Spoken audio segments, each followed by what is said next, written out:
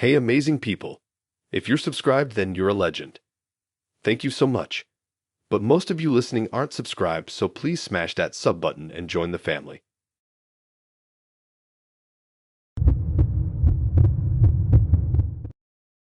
I met Ben on Tinder. The app had been a bit of a joke for me at first. I wasn't really looking for anything serious, just swiping through random faces while bored in bed after work. It was one of those nights when I thought, why not? And I swiped right on a guy who seemed chill enough. Ben's profile was pretty simple. He looked cute, a little mysterious, and had a bio that didn't scream anything weird. We matched, started chatting, and within a few hours, we'd made plans to meet up for dinner at this cozy little restaurant downtown. I've always been a little skeptical about online dating. You never really know who you're talking to behind a screen. But Ben seemed cool, so I figured I'd give it a shot. The whole idea of meeting someone in person after talking for a bit was exciting, but nerve-wracking at the same time. I mean, what if he wasn't like his pictures? What if he was a totally different person in real life? Or worse, what if he was super awkward? But when the day finally came, I was oddly calm. I had picked a simple outfit, jeans and a nice top. Nothing fancy, but enough to look decent. The restaurant we were meeting at was small, a local place with a warm, dimly lit vibe. It was exactly the kind of spot you'd pick if you wanted something quiet and intimate, but not too over the top. I walked in, scanning the tables, trying to find him. I didn't see Ben anywhere. I figured he was probably just running late, right? I mean, it wasn't like I was exactly early myself. But then I spotted a guy sitting at a table near the back, almost hidden by a plant in the corner, and for some reason I felt my stomach flip. It was him. Then. I froze for a second just watching him. He wasn't looking at his phone or anything, just sitting there, hands folded on the table, staring directly at me. I hadn't even said anything yet, but it was like he knew I was there. It felt weird, unsettling even, like he had been waiting for me. He didn't wave or smile or anything.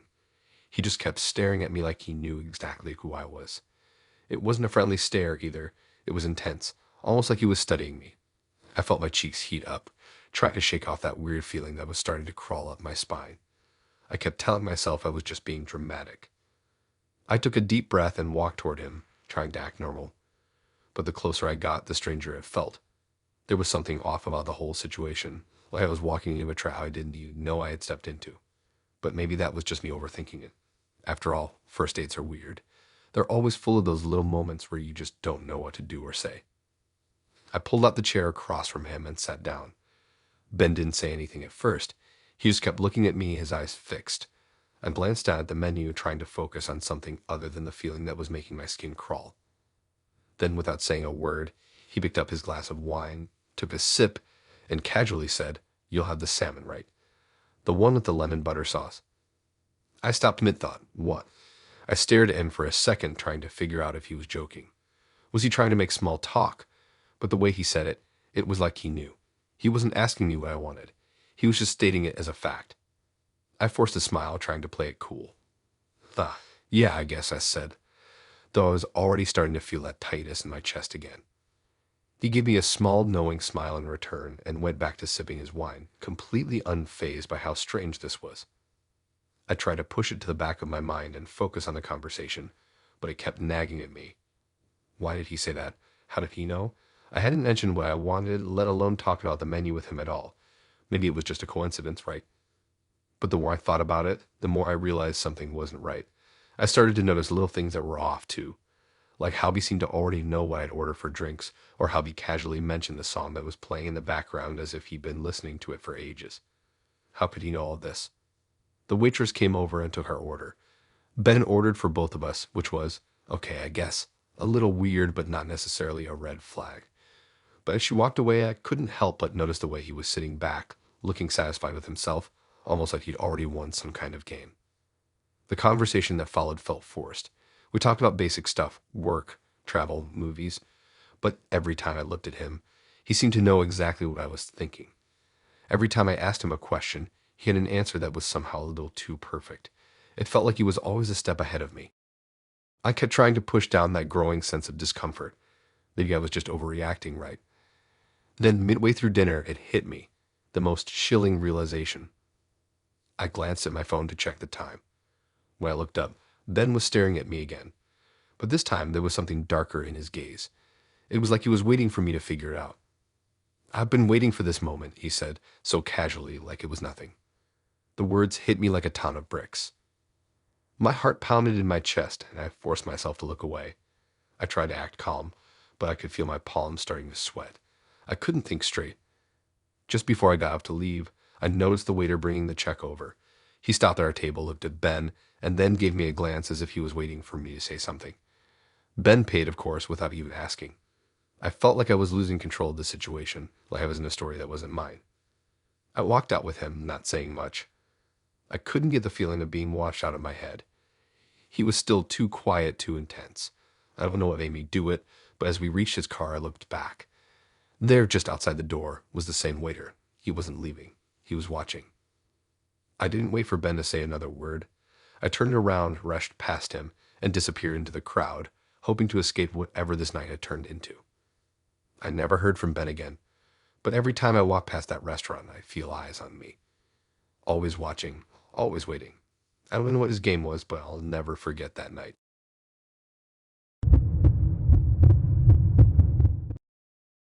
I had never been one to take Tinder too seriously. Most of my matches felt like a game. Conversations that lasted maybe a few days, some casual chats here and there, then they'd die out. It wasn't like I was looking for anything long term, just someone to hang out with, talk to, the usual. That's when I matched with Penelope. She wasn't exactly my type, but there was something about her profile that stood out. She had this really intense, almost mysterious vibe going on. Her pictures were cool. Nothing over the top, but just enough to make me curious. And her bio, it was short, kind of cryptic. Not here to waste time. It didn't take long before we were chatting. At first, it was normal, just small talk. She asked about my day, and I asked about hers. It felt casual, just like every other Tinder chat. But after a few days, the conversation started to take a different turn. She'd text me at weird hours, sometimes late at night. At first, I figured she just had a different schedule than I did, but then I started noticing she was asking questions that felt a little too personal. Stuff like where I lived, what time I usually came home from work, what my apartment looked like. Questions that would have seemed normal in a more serious relationship, but felt off from someone I hadn't even met in real life. I wasn't really bothered by it at first. Maybe she was just being friendly, or maybe she was just genuinely interested. But still, I kept my distance a little. I didn't want to get too close too fast. It wasn't until she started sending me photos of herself at places I hadn't mentioned that things started to feel a little strange. Like one morning I woke up to a picture of her standing in front of the coffee shop I usually went to on Saturdays. I hadn't even told her I was there. That's when it hit me. She knew more than she should have. But I didn't say anything. I just brushed it off. I wasn't going to freak out over a couple of photos. Then one night, she asked if I wanted to meet up. I was kind of reluctant at first, because I wasn't sure if I even wanted to meet someone who seemed to know so much about me already. But she was persistent, and honestly, I was curious. We hadn't really talked about a time or a place, just that we'd meet up. I didn't really care about the details. I figured we could just play it by ear. The day finally came. I had been home all day, relaxing after a long week of work. My apartment was quiet, nothing unusual. Then around 7:30, I got a text from her. I figured you'd be home by now. It was an odd text. At first, I thought she was just messing with me. Maybe she had seen me post something on social media earlier and was just making a joke. But then my phone buzzed again. I opened it, half expecting her to say something like, "See you later," or "I'm running late." Instead, it was a picture of the front door to my building. My heart stopped for a second. I quickly opened my front door and looked down the hall. Nothing. I figured maybe it was just a coincidence. Maybe she was at a coffee shop nearby, or at a store. But still, the feeling that something wasn't right lingered. I decided to call her. No answer. Another text popped up. "I'll just wait for you to let me in." I froze. Let her in? What was she talking about? I hadn't even agreed to meet yet. I barely even knew her. I didn't even know what she looked like in person. I had a bad feeling, but I didn't want to overreact. Still, I texted back, asking her where she was, but I didn't get a reply. A few minutes later, there was a knock at the door. My stomach dropped. I walked over, looking through the peephole. I wasn't about to open it without checking first. And there she was, Penelope, standing right outside. She was just standing there, staring at the door like she was waiting for me to open it. I stood there frozen for a moment, unsure of what to do. My mind was racing. How the hell did she even know where I lived? I never told her my address. I had been careful about not giving away too much personal information, so how the hell did she show up at my place, uninvited? My hand hovered over the doorknob, but I didn't want to open it. There was no way I was letting her in. I hadn't even met her in person yet, and now she was here at my door, acting like she had every right to be there. I texted her again, trying to keep it cool. "What the hell are you doing here?" She didn't reply. Instead, she knocked again, more insistent this time. I felt my chest tighten. I wasn't sure what she was trying to pull, but I wasn't about to get involved in some weird, creepy situation. I waited a few more minutes, hoping she would just leave, but she didn't. She just stood there, unmoving, like she was waiting for me to make the next move. I debated calling the police, but I wasn't sure what I would even tell them. "Hey, there's this girl from Tinder who showed up at my place uninvited and won't leave." It sounded ridiculous. So I did the only thing I could think of. I texted her one last time saying, "I'm not opening the door. Please leave." A few moments passed. The knock came again. This time, it was louder and more urgent. I backed away from the door, my heart pounding. I didn't know if she was still standing there or if she'd gone, but I wasn't taking any chances. I turned off all the lights in my apartment, locked every door, and tried to calm myself down. It was one of the strangest, most unnerving experiences I'd ever had. I kept my phone in my hand, ready to call someone if I needed to, but I stayed in the dark, not wanting to give her any more reason to stick around. Eventually, the knocking stopped. It wasn't until a couple of hours later that I finally peeked through the peephole again. The hallway was empty. I never heard from Penelope again after that night. I don't know what her deal was, but I can't help but wonder how she found me, why she showed up uninvited, and why she wouldn't just leave when I told her to. I deleted the Tinder app after that. I didn't want to take any chances anymore. I still have no idea what her intentions were that night, but I'll never forget how she just stood there staring at my door, waiting for me to let her in.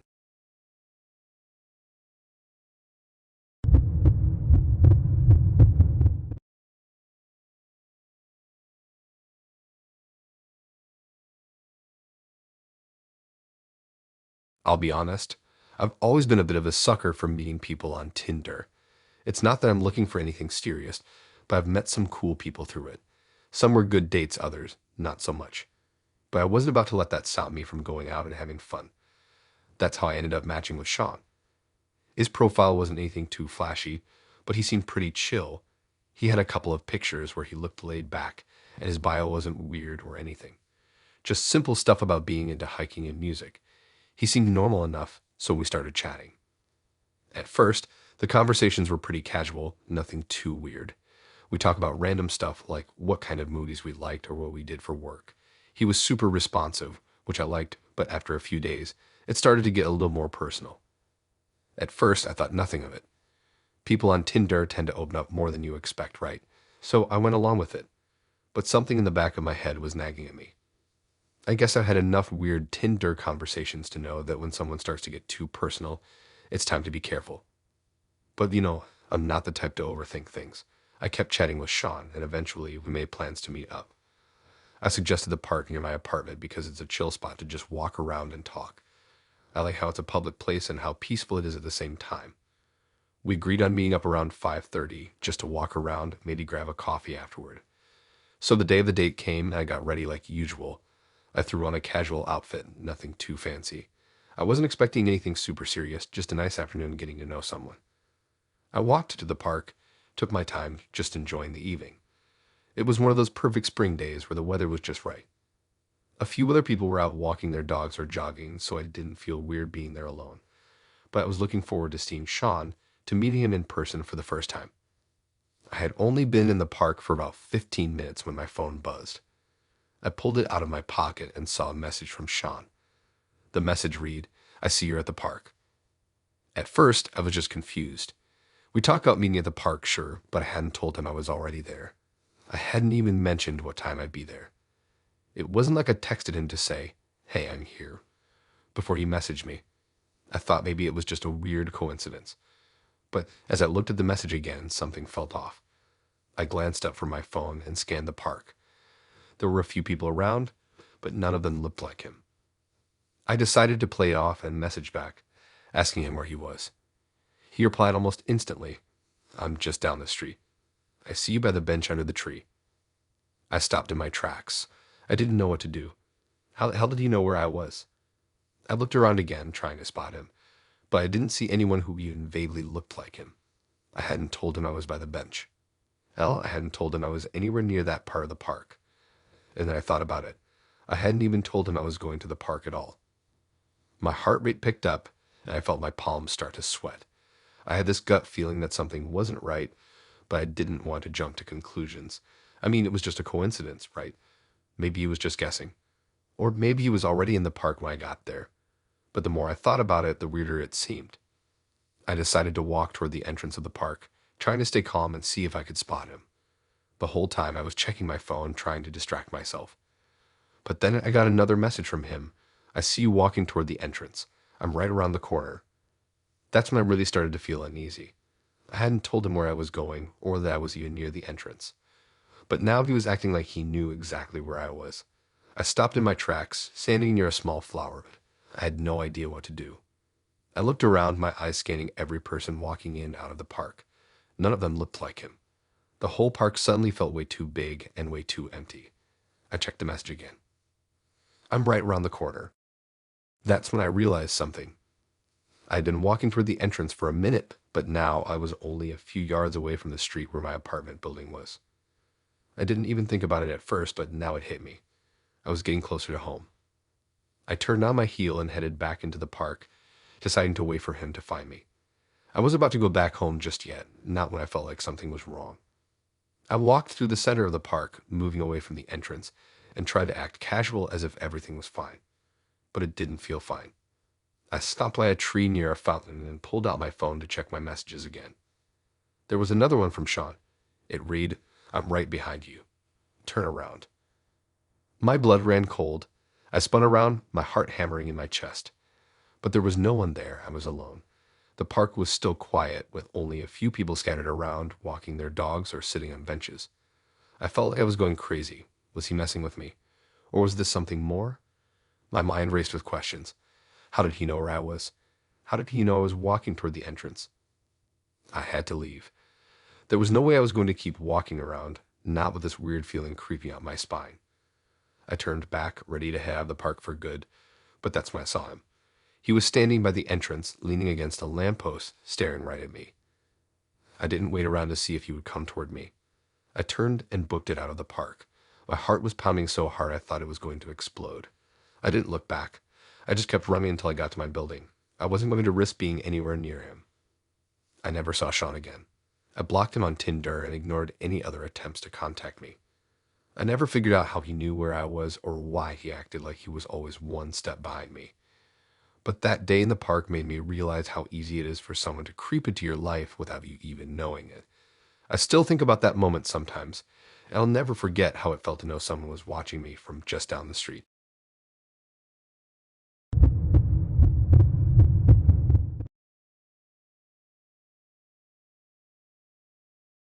Tinder can be a bit hit or miss, right? Sometimes you match with someone cool, and sometimes you end up with something you definitely didn't expect. My date with Landon was one of those times. It started off looking like a regular, if not slightly interesting, Tinder date, but it ended up being the kind of experience that made me question the safety of online dating in general. It all started when Landon and I started talking. His profile didn't give much away, except for his job. He said he was a doctor. That was intriguing enough, especially since I had just started a new job myself, and figured it could be cool to talk to someone in the medical field. We got along fine in the beginning, some casual chat about hobbies, life in the city, movies, whatever. The usual small talk. He seemed pretty normal, not the kind of guy you'd immediately assume was weird.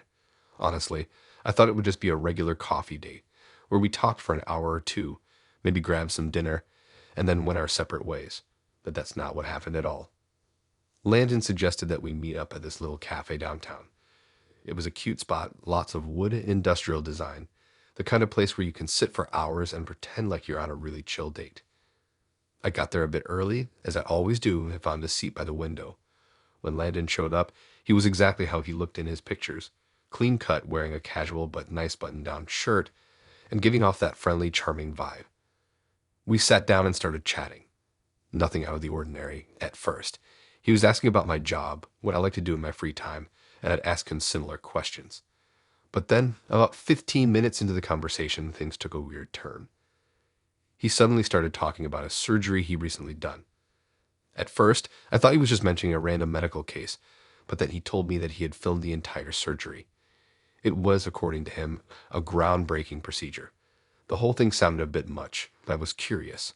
I mean, I get that doctors have to be passionate about their work, right? But that's when he did something that made my stomach drop. He pulled out his phone, grinning like he was about to show me a cute picture of his dog or something.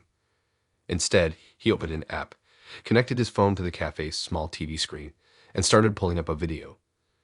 "This is going to blow your mind," he said a little too excitedly.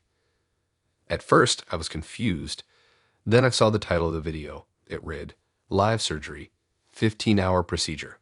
My heart skipped a beat, and I swear I felt a cold sweat coming on. I was already starting to feel uncomfortable, but I didn't want to be rude, so I tried to keep my cool.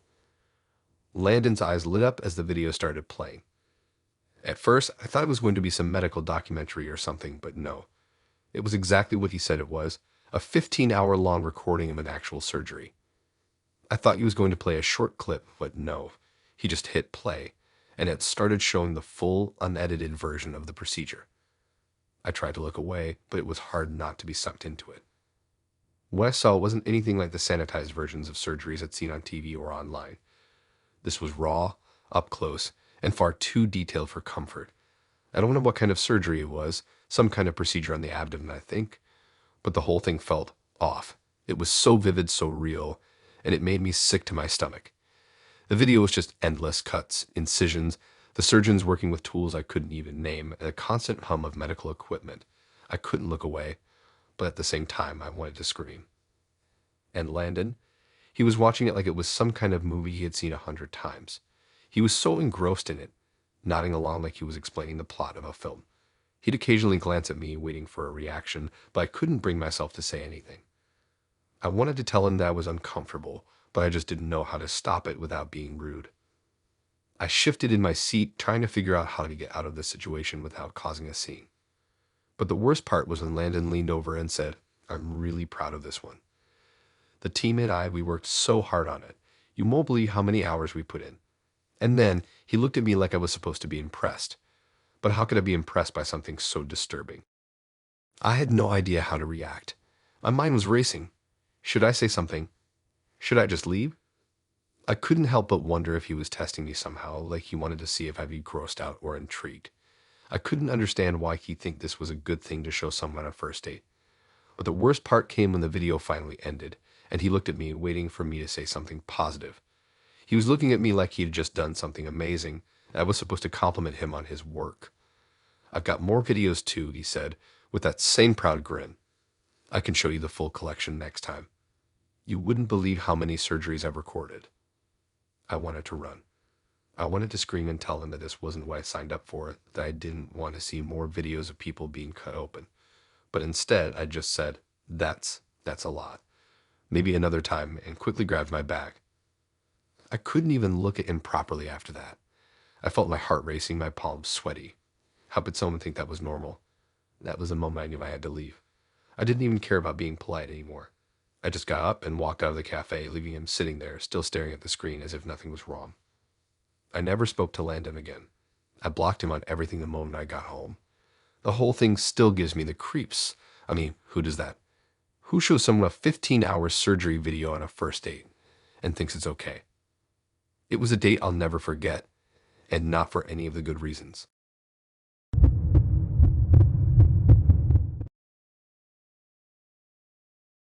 I thought I was meeting a girl named Ariana for a casual date. Honestly, I had no idea what to expect. Her profile was cute, and we had some decent conversations leading up to our meetup. But what I walked into that night was something I still can't quite explain. It all started like any other Tinder date. I swiped right, she swiped right, and we exchanged a few messages. Nothing too crazy, just your typical getting to know you stuff. She seemed sweet, a little reserved, but friendly. The kind of girl you could see having a chill night out with. So we agreed to meet up for dinner at this trendy little Italian restaurant downtown.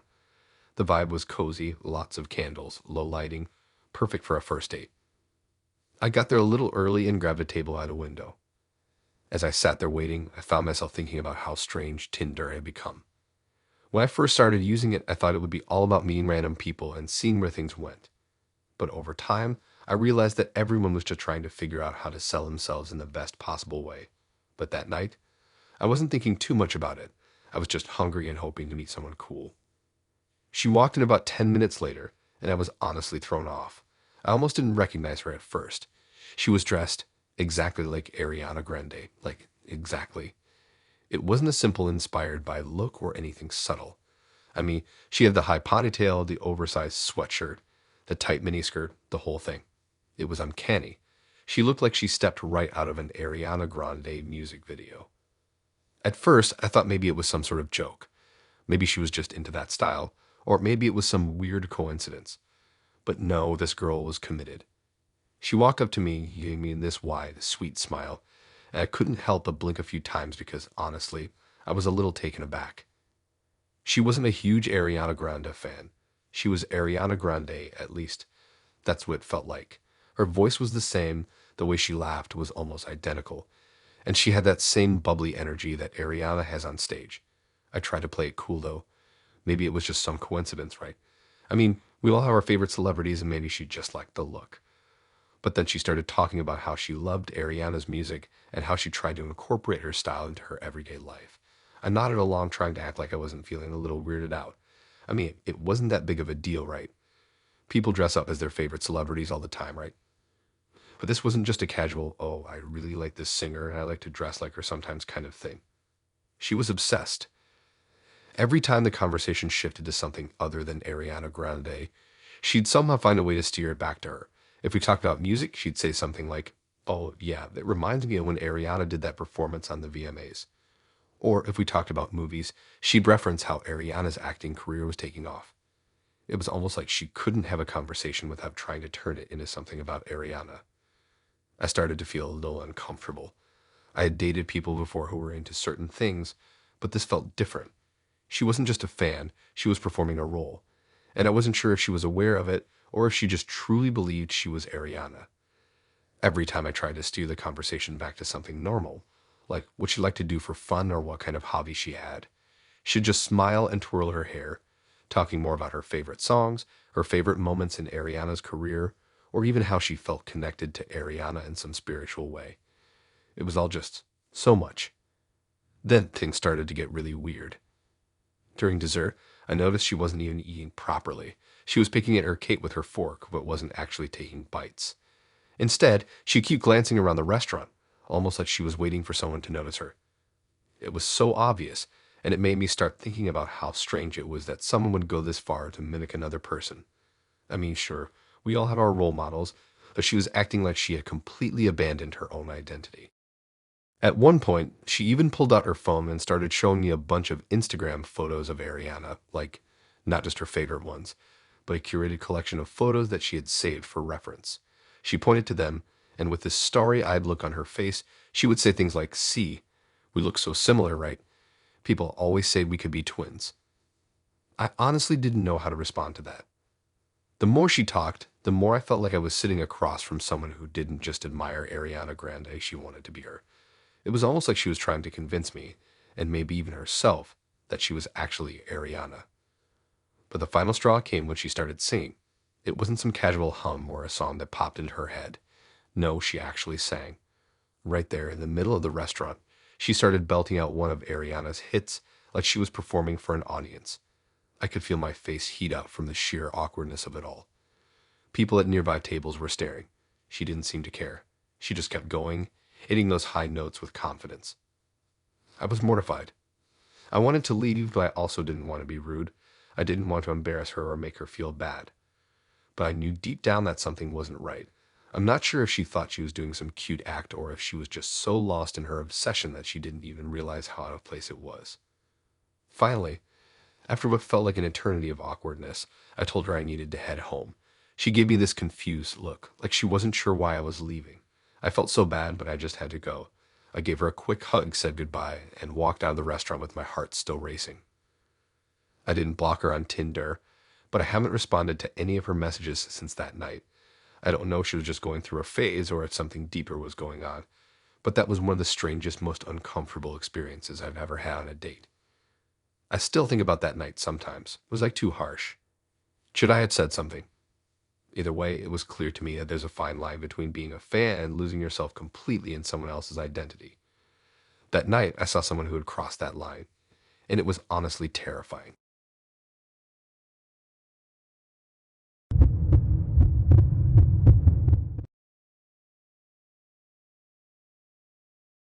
I thought Tinder was supposed to be fun.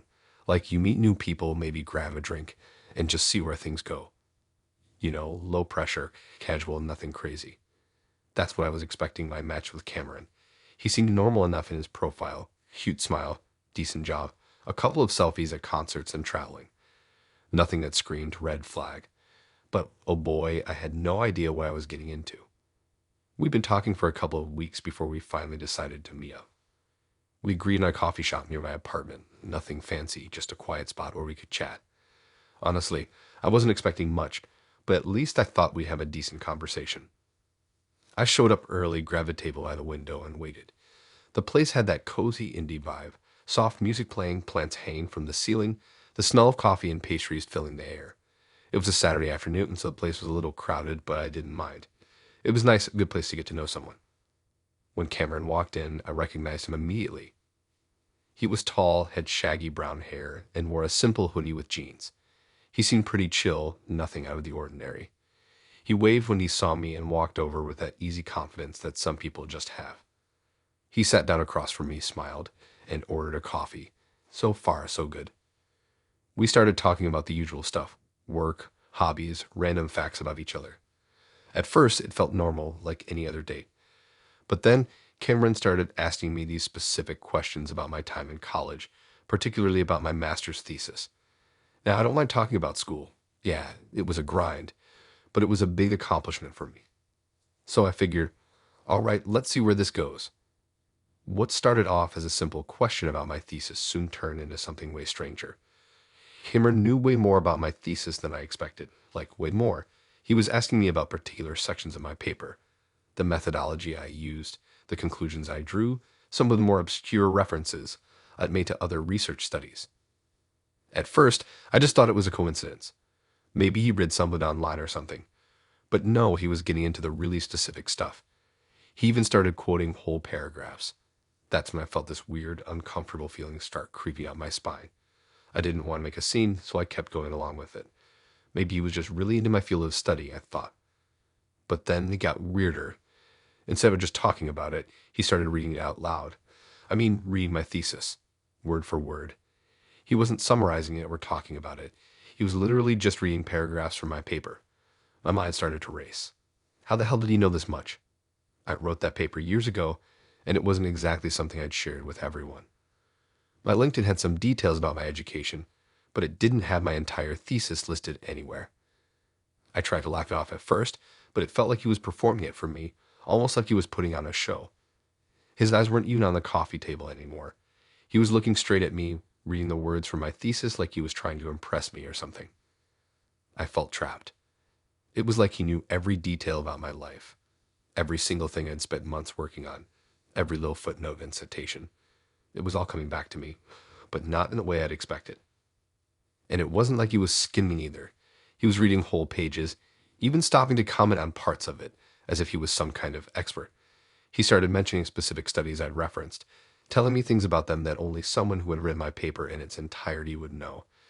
That's when the pit in my stomach grew. "Do you want me to keep going?" he asked, as if I had a choice. I wanted to get out of there. I wanted to run out the door and never look back, but I couldn't. I was too stunned to say anything. My brain was short-circuiting. I kept trying to wrap my head around what was happening. Was he stalking me? Was this some weird joke? Did he somehow find my thesis? Was this even legal? He was basically reciting my work from memory, and I hadn't given him permission to even read it. By this point, I could barely keep a straight face. The whole thing felt like something out of a horror movie. I tried to steer the conversation back to normal topics, anything to stop him from reading, but every time I thought he was done, he'd just flip to another section of my thesis and start all over again. It wasn't just the fact that he knew so much about my work that freaked me out. It was the way he was performing it. Like, this wasn't just some casual date where two people get to know each other. He had memorized my thesis, every detail of it, and was acting like it was some sort of intimate connection between us. Like he wanted me to feel flattered or amazed by how much he knew about me. But all I felt was panic. I could feel the sweat starting to be on my forehead as I forced a smile and nodded along. At this point, I wanted to tell him to stop, to leave, to just get out of my life, but my throat felt tight. I didn't know what to do. Part of me wanted to scream, another part of me just wanted to disappear. After what felt like hours, though I'm sure it was only a few minutes, he finally stopped. He closed my thesis on the table in front of him, and for the first time during the entire date, he actually made eye contact with me. His smile was wide, like he had just done something impressive. So, he said, like we were just having an ordinary conversation. What do you think? Pretty interesting stuff, right? I didn't know what to say. I couldn't even process it. All I could think was, how the hell did he do that? I stood up quickly, and without thinking, I made my excuses, grabbed my bag, and bolted. I didn't even look back. I don't know what he was expecting from me, but I wasn't sticking around to find out. I blocked him on everything. Tinder, Instagram, everything. I even changed some privacy settings just in case he tried to dig deeper into my personal life. To this day, I still have no idea how Cameron managed to memorize my entire thesis or what his real intentions were, but I know one thing for sure. After that night, I'm way more cautious about the people I meet online. What started as a casual date turned into one of the creepiest encounters I've ever had.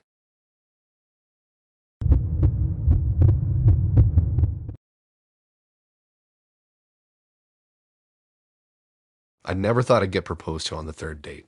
I mean, I always thought that was something that took years or at least months to build up to. But there I was, sitting in a dimly lit restaurant, a tiny plate of pasta in front of me and Lily, this girl I barely knew, getting down on one knee like we were in some cheesy rom-com. It was bizarre. I wasn't sure if she was joking at first, but the way she looked up at me, her eyes full of hope and sincerity, told me she wasn't. Let me back up a little. I met Lily on Tinder about a month ago. She had this cute smile in her profile pic, and her bio was filled with the kind of quirky stuff that made her seem fun and down to earth. She loved hiking, yoga, reading, and adventuring to new places. Nothing too out of the ordinary, but there was a spark about her. We started talking, and she seemed sweet. Her messages were fast, funny, and it felt like we just clicked. It didn't take long before we decided to meet up in person. We went for drinks the first time, nothing fancy, just a little dive bar in the city. She showed up wearing a denim jacket, and I remember thinking she looked cute in a no-effort kind of way. We talked about everything, our favorite movies, what we were doing for work, random childhood memories. Honestly, it was one of the most chill first dates I'd been on in a while. She wasn't awkward or nervous, and she seemed really engaged in the conversation. I liked that. The second date was pretty much the same vibe. We went to a coffee shop and wandered around a park afterward, talking about our childhood pets and how we both like to travel. At one point, she got really excited about this random trip she'd taken to Greece, and I remember thinking, okay, she's passionate. I thought it was cute. But something about Lily, I don't know, it felt a little intense. She would ask these personal questions that felt a little too deep for someone I just met. Like, how do you know if someone is the one and if you believe in fate? I wasn't ready to get into that on date number 2, but I didn't want to sound like I wasn't interested, so I just played along. I figured maybe she was just one of those people who felt deeply. Who knows? Now, by date 3, I should have been able to recognize that things were moving fast, but I was just so caught up in the fun of getting to know someone new that I didn't even stop to think. The third date was dinner, a slightly fancier spot this time, an Italian place with dim lighting and candlelit tables. She looked gorgeous, wearing this little black dress that made her look so put together. I was excited. It felt like the kind of date where things could get real. We had a great time. The food was good, and the conversation was flowing easily. But then, toward the end of the meal, she started talking about relationships again. Not just normal stuff like, what's your idea of a perfect partner? Or what do you look for in a relationship? No. Lily went deep real quick. She started talking about how she had always known what she wanted in life and how she'd always believed that when she met the right person, everything would just fall into place. At first, I thought she was just being romantic, but then she started saying things that made my stomach tighten. I know when something feels right, she said. And when you know, you just know. I nodded, a little unsure of where this was going, but I tried to stay cool. That's when the waiter came and cleared the table, and for a second the tension lifted. But then it came back, and hard. She set her glass down and just looked at me, like really looked at me. And then, out of nowhere, she slid out of her chair and got down on one knee. I froze. My mind was racing, and I honestly thought I had misheard her. But no, she was looking up at me, her face serious as ever. My heart started beating harder in my chest, like it was trying to escape. "Will you marry me?" I blinked a few times, not knowing what to say. Was she joking? I looked around, but no one seemed to notice. It was just us, and I had no idea how to react. There was this weird silence just hanging between us. The waitstaff had probably seen this before, but I hadn't. I mean, what do you do in a situation like that?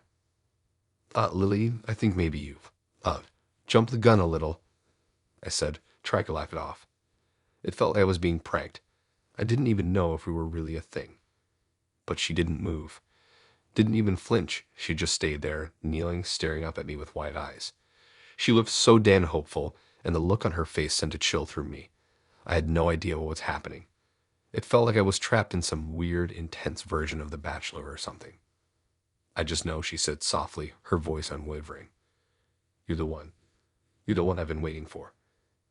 I started to feel dizzy, like I was being suffocated. What was going on? Was she really serious? I wasn't ready for this. Hell, I barely knew her. We'd been on 2 dates before this, and now she was asking me to marry her. I had no idea what to say or do. Part of me wanted to laugh it off, tell her it was too soon, but the other part of me felt genuinely freaked out. Was she okay? I was starting to wonder if she was mentally okay. Finally, after what felt like forever, I helped her up and managed to say something about needing more time to get to know each other. That we should take things slow. I felt like a jerk, but honestly, I had to say something. I couldn't just let her keep going like this. I didn't want to ghost her or anything, but after that night, I couldn't bring myself to see her again. It wasn't just a proposal, it was everything. The way she acted, how intense she was, and how quickly she'd gotten attached. I kept thinking about how easily she threw herself into this relationship, and it felt too much too soon. I never heard from Lily again. No texts, no calls, nothing. Part of me wonders if I'll ever run into her again. I guess I'll never know what would have happened if I'd said yes, but I'm kind of glad I didn't. I should have trusted my gut when I first saw Walter's profile. The guy seemed normal, sure. He had that cute, a little awkward but endearing vibe going on. But there was something in his smile that felt just a little too confident, like he had an agenda, even if I couldn't quite figure it out. We'd matched on Tinder a few weeks back, and after some casual back and forth, he asked if I wanted to come over for dinner. "I'll cook for you," he said. At the time, it seemed like a nice gesture. It wasn't like we were getting married or anything, just a chill night with a guy I was starting to get to know. He seemed like the kind of guy who could make a mean steak or whatever. The plan was set. I'd come to his place after work, and he'd have dinner ready. When I asked what he was making, he just said, "A surprise." That should have been my first red flag, but I shrugged it off. Maybe he was just trying to keep it mysterious. I pulled up to his house that evening, a little nervous but excited. The place was in a quiet suburban neighborhood, nothing too fancy, just a regular 2-story house with a front yard. It had a kind of rural charm to it, and I figured maybe that was part of the surprise vibe he was going for. The moment I got out of the car, I saw Walter standing by his front door, smiling and waving at me like he had been waiting all day. He led me inside, and I immediately noticed the smell of something, earthy but not in a good way. It was kind of a pungent, heavy scent that seemed to hang in the air. Not at all what I expected for a nice dinner. But whatever. I chucked it up to him, maybe cooking something that needed a lot of seasoning or something. We talked for a while, mostly small talk, while he gave me a tour of his place. His house was clean, but there was something a little off about it. No pictures on the walls, just bare frames, and it was quieter than I would have expected. The kitchen was nice though, well kept, and I saw he had a few fancy knives hanging on the wall. "So, what are we eating?" I asked, trying to sound casual. "You'll see," he replied with a grin. It made me feel a little uncomfortable, but I brushed it off as his attempt at being charming. Then, out of nowhere, he said, "All right, you ready for the surprise?" I just nodded, not really sure what I was agreeing to. That's when he opened the back door of the house and gestured for me to follow. We walked out into the garden, and that's when I saw it. There was a goat in his backyard. Not just any goat, though. It was standing there, looking kind of confused, tied up by a rope around its neck. I blinked a few times, trying to process what I was seeing. I thought maybe it was some kind of quirky pet. A farm animal he kept for, I don't know, homesteading or whatever. I started to laugh awkwardly. You have a goat. Walter didn't laugh back. Instead, he looked at me seriously, almost too seriously, and said, Yeah, I do. I thought it'd be fun to make it a part of dinner. I stopped in my tracks. Wait, what? A part of dinner? His face didn't change, but there was something unsettling about how calm he was. He casually reached over to a wooden post next to the goat and untied the rope that was holding it. You're going to help me with dinner. You'll see. It'll be quick, he said, and before I could process what was going on, he grabbed a sharp knife from a table nearby. I didn't know what to do. I felt a lump form in my throat as he walked toward the goat, who now seemed to sense what was about to happen. It started to kick and struggle as Walter held it down, muttering something to himself that I couldn't quite hear over the pounding of my heart. The reality of the situation finally hit me. He wasn't just showing me a goat. He wasn't going to cook it in some cute way, like a roast or a stew. Walter was going to slaughter this animal in front of me. I stood there frozen. My body was screaming at me to run to get out of there, but my legs wouldn't move. I had never seen anything like this before. Blood starting to spill from the goat's body as Walter moved quickly, too quickly, to slit its throat. The sound of the knife cutting through the flesh, the weird gurgling noises coming from the animal's throat. It was all too much. I tried to speak, but my mouth was dry, and no words came out. I wanted to run, but my legs felt like lead. Walter didn't seem to care that I was standing there, watching the whole thing. He was calm. Too calm. He went about his work, talking as though this was just another day, like he was preparing a regular meal, like it wasn't the most disturbing thing I'd ever witnessed in my life. I finally snapped out of it when he began to skin the goat. It was like a light bulb went off in my brain, and I turned and bolted for the back door. But Walter must have seen me move because he shouted after me. I didn't even look back. I didn't stop running until I was safely back in my car, my breath coming in short gasps, my hands shaking as I fumbled with the keys. I locked the doors, started the engine, and sped off like my life depended on it. I never spoke to Walter again after that. The whole thing was like a nightmare that I couldn't wake up from. What was even worse was that, a few days later, I got a message from him on Tinder. Dinner was amazing, wasn't it? I thought you'd appreciate seeing where your food really comes from. That message sent a chill down my spine that I still can't shake. To this day, I wonder what kind of person could think that was an acceptable way to spend a first date. And I can't shake the image of that poor goat, its eyes wide in panic, as Walter butchered it like it was just another piece of meat.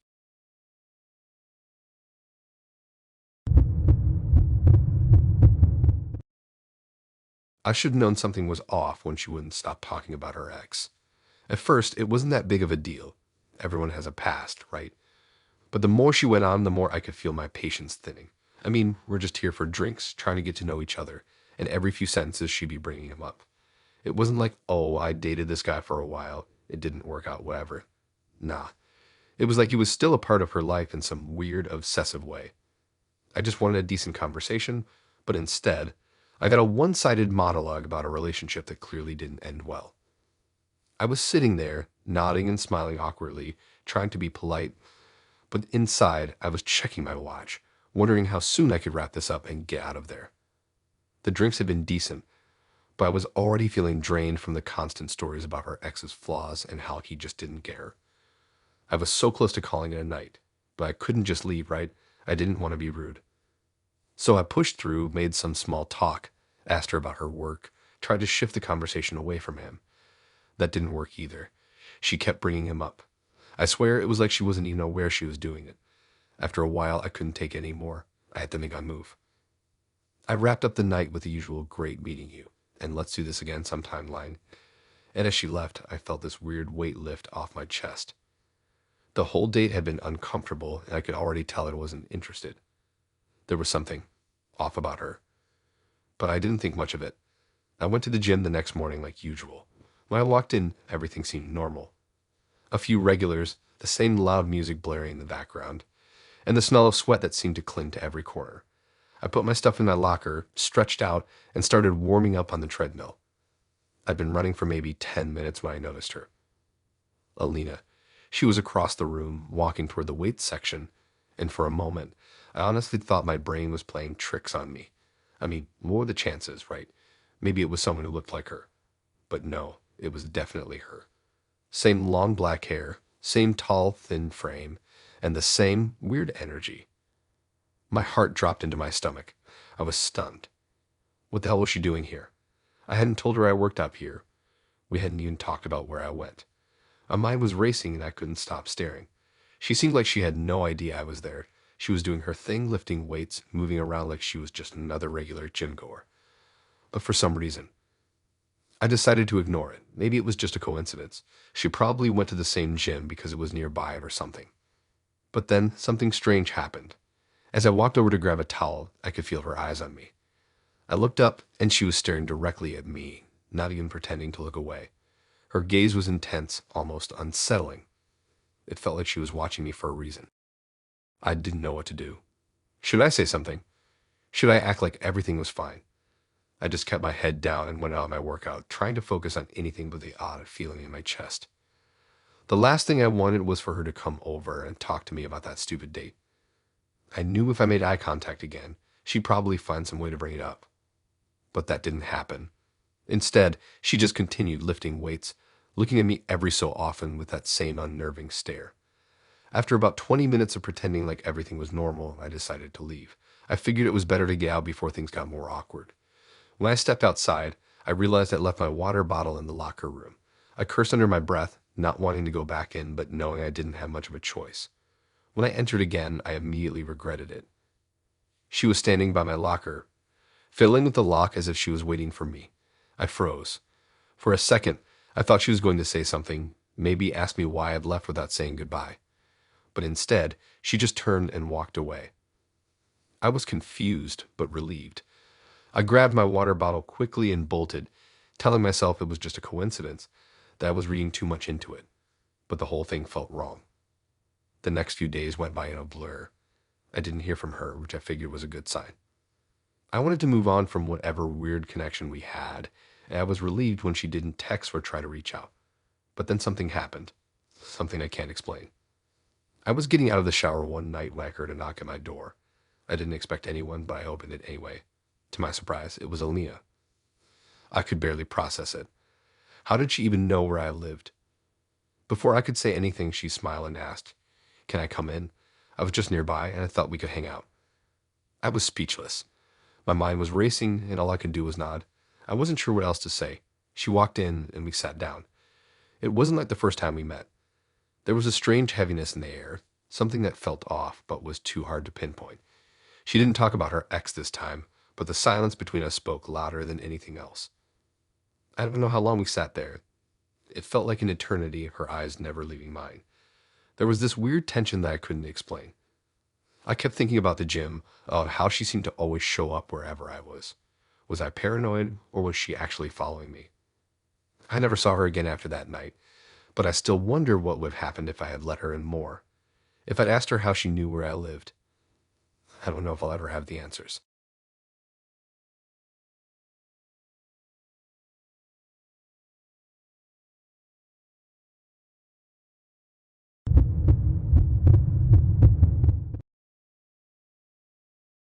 I was sitting across from Simone at this cute little bar downtown, a place I liked because it wasn't too fancy, but it had this cozy vibe. It was the kind of place you go when you want to relax and enjoy a quiet drink, and that's exactly what I thought this date was going to be. But the minute Simone started talking about what she was looking for in a man, I should have known it was going to be anything but normal. You know when you meet someone online and you start chatting, and it feels like you're getting to know them, but you're also kind of putting on your best face. That's how it was with Simone at first. She had a profile picture that made her look sweet with a nice smile and a relaxed vibe. We'd message back and forth, nothing too deep, just some light stuff about hobbies and general life. I figured we'd have a nice dinner, maybe some casual conversation, and see where it went. But when we sat down and I asked her how her day was, she kind of shrugged and said something about trying to meet new people who were up to her standards. That threw me off for a second, but I just brushed it off. Maybe she was a little more selective, nothing wrong with that. I thought we'd just get the awkward small talk out of the way and move on. What came next, though, was a complete curveball.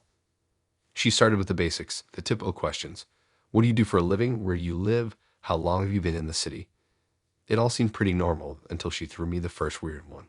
She asked me how much money I made. Now, I'm not the kind of person who is super secretive about my life, but it felt a bit odd to be asked on a first date. I mean, who asked that straight out? But I answered her honestly. I'm comfortable enough, but I'm not rolling in cash. I made sure to let her know that.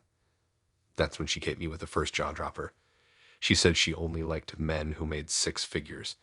Not just any guy, but only men who made six figures.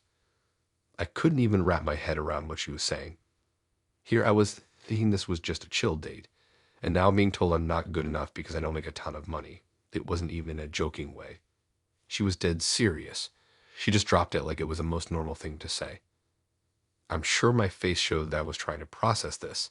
I laughed nervously, but she didn't seem to think it was funny at all. She didn't even flinch. It was like she'd said it 100 times before. The way she looked at me, it was almost like it was some kind of charity project. Like, let's see how low we can go today. I couldn't hold it in anymore, and I asked her, so why did you agree to go out with me then? Neither of those things. She didn't hesitate for even a second. With a little smirk, she said, "Oh, I'm just doing charity work tonight." I almost choked on my drink. Charity work. I laughed. There was nothing funny about it. I was sitting there trying to make sense of what she had just said. She couldn't be serious, right? But she was. She leaned back in her chair, totally relaxed, like I should be honored that she was taking time out of her day to give a guy like me a chance. And then she dropped another bombshell.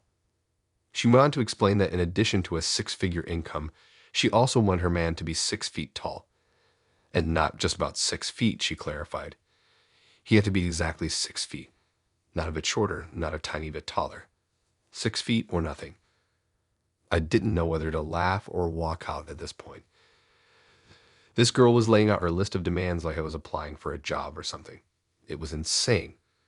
I asked her if she realized how insane this sounded, but she didn't even bat an eye. She just said that she wanted someone who could provide for her, someone who could give her the life she deserved. I couldn't help but feel like I was in some bizarre alternate reality. Was this how people were dating now? Was I completely out of the loop? But I had to ask, so what do you want me to do? Just sit here and be your charity case. She didn't really react to the question, which made it even worse. She just nodded like it was totally normal. It was at that moment that I realized I was in the middle of the most awkward, messed up date I'd ever been on. What bothered me the most wasn't just her crazy demands. It was how she said it. It wasn't like she was embarrassed or ashamed of what she was saying. She seemed to think it was perfectly acceptable to reduce people to numbers, to status.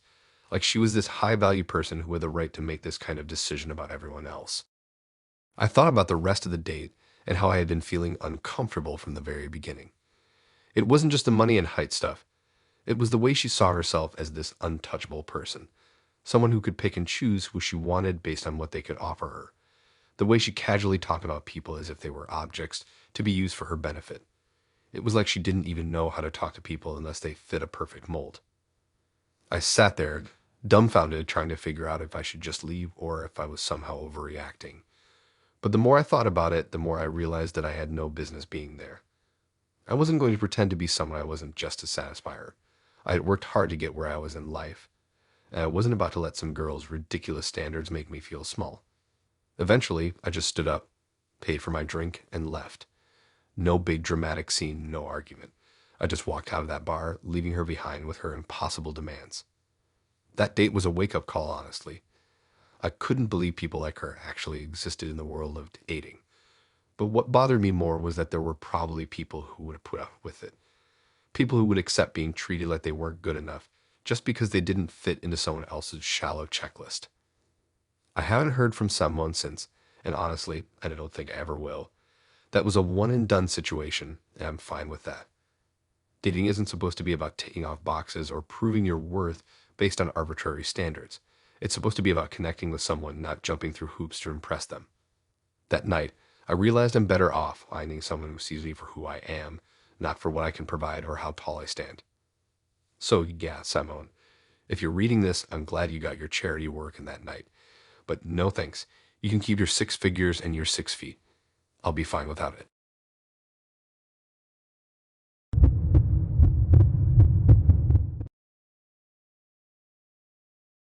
This one's honestly a nightmare I can't forget. You'd think a date would just be about meeting someone, maybe hitting it off, and then going on with your life, right? But no, my date with Wesley turned into a real-life horror show in the span of a few hours. We met on Tinder like most people these days. His profile wasn't anything out of the ordinary, just a guy with a few hiking pictures and some quotes about traveling. We had a couple of weeks of texting, which felt normal enough, and we finally decided to meet up. He suggested a casual dinner at a local restaurant. Nothing fancy, just a quiet place to talk. I thought, okay, this could be fun. When I first met him, Wesley looked pretty average in a good way. He was a little taller than me, which I liked, and his smile seemed genuine. His eyes were a bit tired, but it didn't strike me as odd at the time. Maybe he had a busy week or something. We sat down, and everything started off normal. We talked about our jobs, what we liked to do on weekends, the usual stuff. But as we went on, something felt off. The moment I started feeling uncomfortable was when he suddenly stopped mid-sentence, his face going pale. It was like he was having trouble catching his breath. He grabbed his chest like he was in pain, and then, out of nowhere, he started coughing. But this wasn't just a little cough. He kept coughing, and after a few seconds I saw it. Blood. Just a small amount at first, but enough to freak me out. I didn't know what to do. I froze for a second, watching him try to catch his breath, wiping the blood off his mouth with a napkin. He muttered something like, "I'm fine, it's just a cold." But I knew this wasn't some cold. His hands were shaking, and his face had turned even paler. He tried to downplay it, but I wasn't buying it. I insisted we go to the hospital. I wasn't just going to sit there and let him brush it off. We left the restaurant quickly, and he drove us to the nearest emergency room. The whole ride there, I kept asking him if he was sure he was okay, but he didn't respond much. He just kept staring out the windshield, looking like he was already miles away. I wanted to comfort him, but I was so freaked out by what had just happened, I didn't even know how to act. He wasn't the kind of person who would act like this on a normal day, so why was this happening? We got to the ER, and the doctors took us in almost immediately. At this point, Wesley was visibly struggling, still holding his chest. I tried to stay calm, but the whole situation felt surreal. It wasn't like anything I had ever seen before. After a few minutes of being examined, the doctors started running tests. I was sitting there in the waiting room, heart racing, when a nurse finally came out. She looked concerned, but didn't say much. She led me to Wesley's room where he was lying in a bed, hooked up to an IV.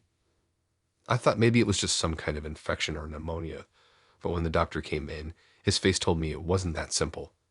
Wesley didn't look up when the doctor started talking like he already knew what was coming. The doctor looked at both of us, then at Wesley, and told him, gently, that the tests came back, and it wasn't good. Wesley had advanced cancer. The word just hit me like a punch to the gut. Cancer. It didn't make sense. He was young, in his early 30s, had no major health problems. Nothing in the way he acted on our date had given me any indication that he was even remotely sick. The doctor explained that Wesley's coughing out blood was one of the side effects of the cancer spraying. He'd been hiding it for a while, probably because he didn't want anyone to know. He'd been in pain for months, but somehow he kept pushing it aside. I could see it in his eyes. He wasn't surprised. In fact, he looked like he had been expecting it. Wesley didn't seem mad or upset. He was just tired, like everything was wearing him down. The doctors gave him some medication to help with the pain, and they told him they'd set up a treatment plan, but it didn't sound good. The cancer had spread too far for any quick fixes. The whole thing was a blur after that. I couldn't stop thinking about how he'd been hiding it from me the whole time. The way he'd acted on the date, how he barely reacted when the blood came up, how tired he looked. It all made sense now, but it still didn't seem real. I thought I'd gone on a casual date with someone, just a regular night out. Instead, I was sitting in a hospital room with a guy who had just been told he was dying. I stayed with him for a few more hours, but it felt like the longest few hours of my life. There was nothing I could do. I didn't know how to comfort him. He wasn't the kind of person who seemed like he needed comforting. He kept telling me I didn't need to stay, that I shouldn't let this affect me. But I wasn't going to just walk out on him when he was in this kind of situation. When I finally left the hospital that night, I was numb. I didn't even know what to think. It wasn't just the horror of what had happened. It was the way it made me feel like the world was shifting beneath me. One minute you're on a regular date, the next minute you're in the middle of a life or death situation with someone you barely know. I didn't talk to him after that night. I don't even know if he's okay or what's happening to him. It feels weird to even think about him. Sometimes I wonder if he's still out there trying to keep it together, knowing that his time is running out. And every time I think back to that night, it's like my mind can't process it fully. I met a guy, went on a date, and in a matter of hours, everything changed. This was definitely not the date I signed up for.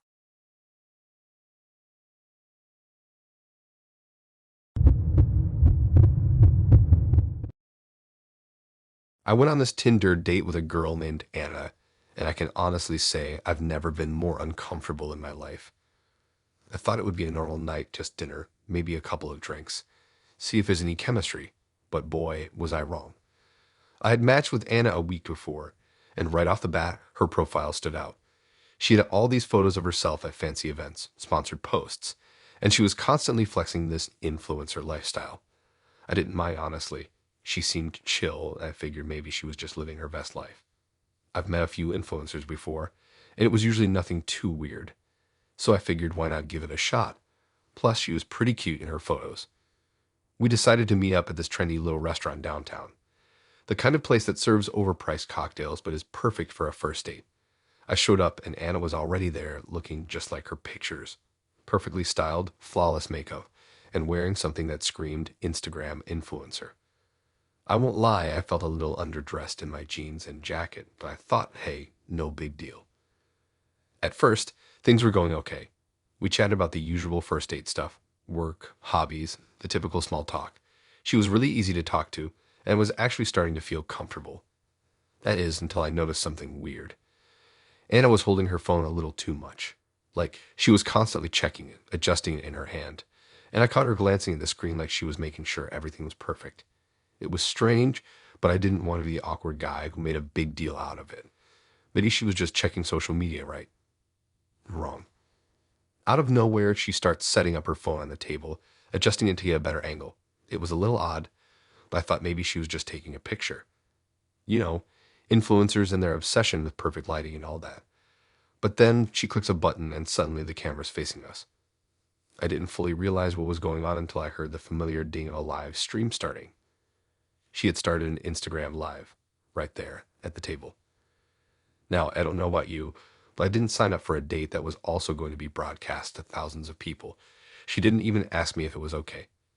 It was like it didn't even cross her mind that maybe I didn't want to be a part of her little live broadcast. But it got worse. As soon as the live stream was on, Anna starts talking directly to her followers, introducing me like I was some kind of side character in a reality show.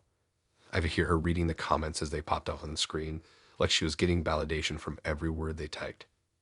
She kept telling her followers things about me, random facts she'd learned from my profile, commenting on my outfit, and of course, sharing her opinion about how I looked.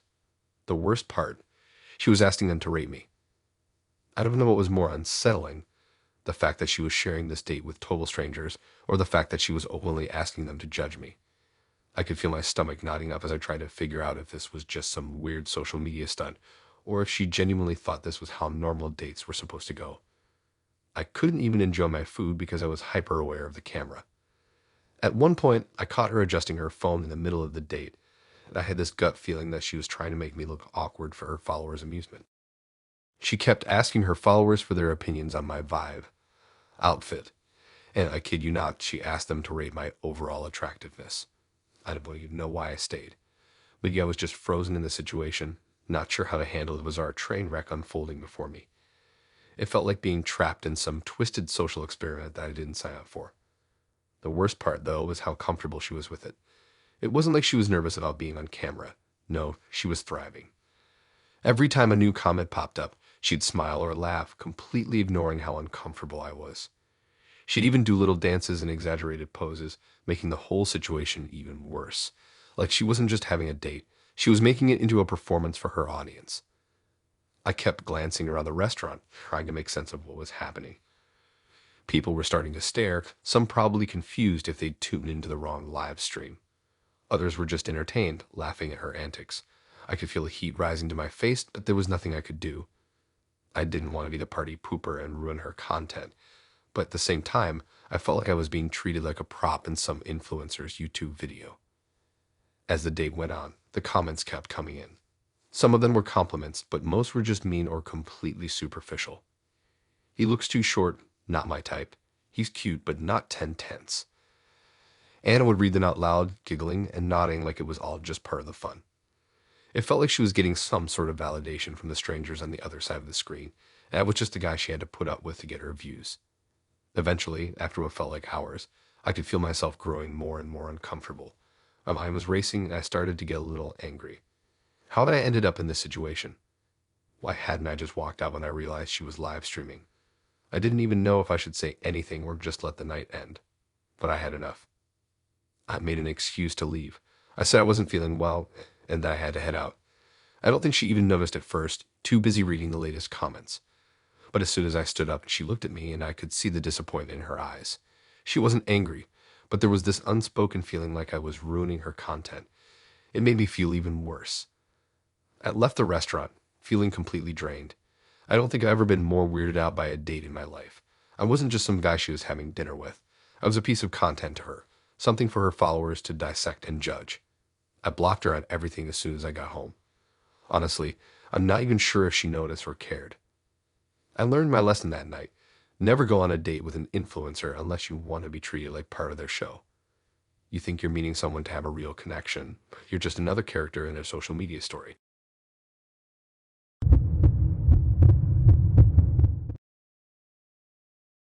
I met Donnie on Tinder after we'd been chatting for a few weeks. He seemed like a decent guy, nothing spectacular, but cool enough to grab a drink and see how it went.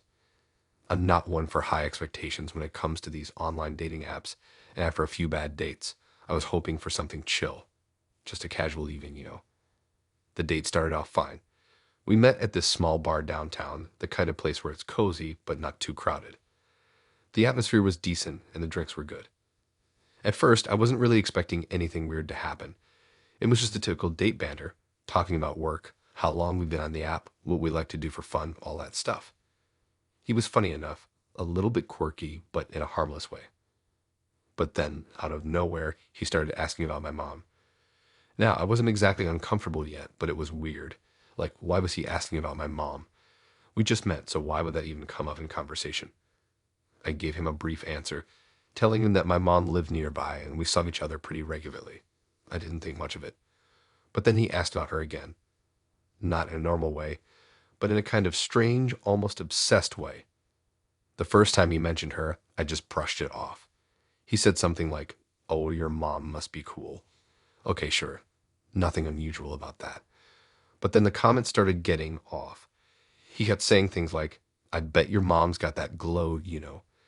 It was super random, and honestly, it made me feel a little uncomfortable, but I didn't want to seem rude, so I just laughed it off. Then he asked what my mom did for a living. When I told him, he started saying that he bet she was really hot for her age. It felt like a compliment at first, but something about the way he said it made me feel uneasy. It wasn't the way someone talks about a mom. It was like he was speaking about her as if she were some sort of object to be admired, like he didn't even know her, but he had this whole image of her in his head that was borderline inappropriate. I shifted in my seat, trying to change the subject, but Donnie was relentless. He just kept going on about how he was into older women. The more he talked, the more my stomach started to drop. It wasn't just that he was talking about my mom like this. It was how fixated he seemed. It was like he couldn't stop himself from talking about her, even though I made it clear I wasn't comfortable with the topic. He even asked if I thought she'd be into him. At this point, I was starting to get freaked out. Like, what kind of guy brings up your mom on the first date, especially in a way that felt like he was low-key hitting on her? But then it got worse. Donnie asked if I could introduce him to her. He said it so casually, like it was the most normal thing to say. He didn't even look embarrassed or awkward about it, which made it even more uncomfortable. I tried to laugh it off, thinking maybe he was just joking, but he didn't laugh with me. He just stared at me, waiting for a response. I was trying to process what was happening, but it felt like my brain had just frozen. He kept pushing it, though. He said, I think she'd be into me. I'm a good guy, I swear. I could definitely make her smile. I just couldn't deal with it. I had enough. It wasn't just creepy anymore, it was disturbing. This guy wasn't just obsessed with my mom. He was actively planning on trying to get close to her, and I had no idea what his intentions were. I was starting to feel trapped. We were in this small, dimly lit bar, and I had no clue how to get out of the situation without being rude. I could feel my heart pounding in my chest. How had we gone from having a normal, albeit unremarkable, date to this? How did the conversation shift so drastically? And why was he so insistent on this weird obsession with my mom? At this point, I couldn't take it anymore. I stood up, feeling my face flush with embarrassment. I told Donnie I wasn't feeling well and had to go. He seemed completely unfazed, still talking about how I should introduce him to my mom. His voice almost sounded desperate, like he was fixated on the idea of meeting her, like that was his entire reason for being there. I don't even know what I expected to happen when I told him I was leaving. Maybe I thought he'd apologize, or maybe he realized how weird and inappropriate he was being. But no, he just nodded like it was no big deal, as if this was all just a normal conversation for him. I didn't stick around to hear any more. I grabbed my bag, paid my tab, and walked out the door without looking back. The whole situation was just too bizarre. I couldn't believe how quickly things had gone from normal to downright unsettling. When I got home, I sat there for a while, just trying to make sense of what had happened. I knew I wasn't overreacting. What he said was off, way off. It wasn't just the fact that he was talking about my mom like she was some kind of prize to be won. It was the fact that he kept pushing it, like he had no concept of boundaries or respect for me as an individual. It was like I was invisible, and all he cared about was getting to my mom. It took me a couple of days to even think about telling anyone about the date. I told a couple of friends, and they were just as shocked as I was.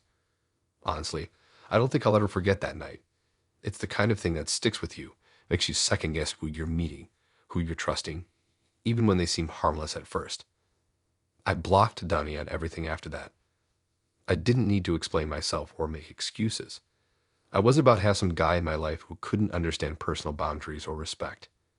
If anything, that date was a huge reminder that you can never truly know who you're dealing with on these apps.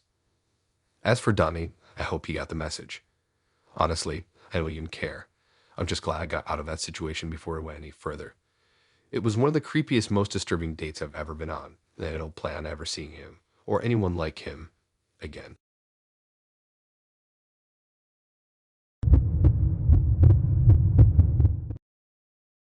To begin with, I've had a couple of strange dates from Tinder, but none of them were as weird as the one with Shelley.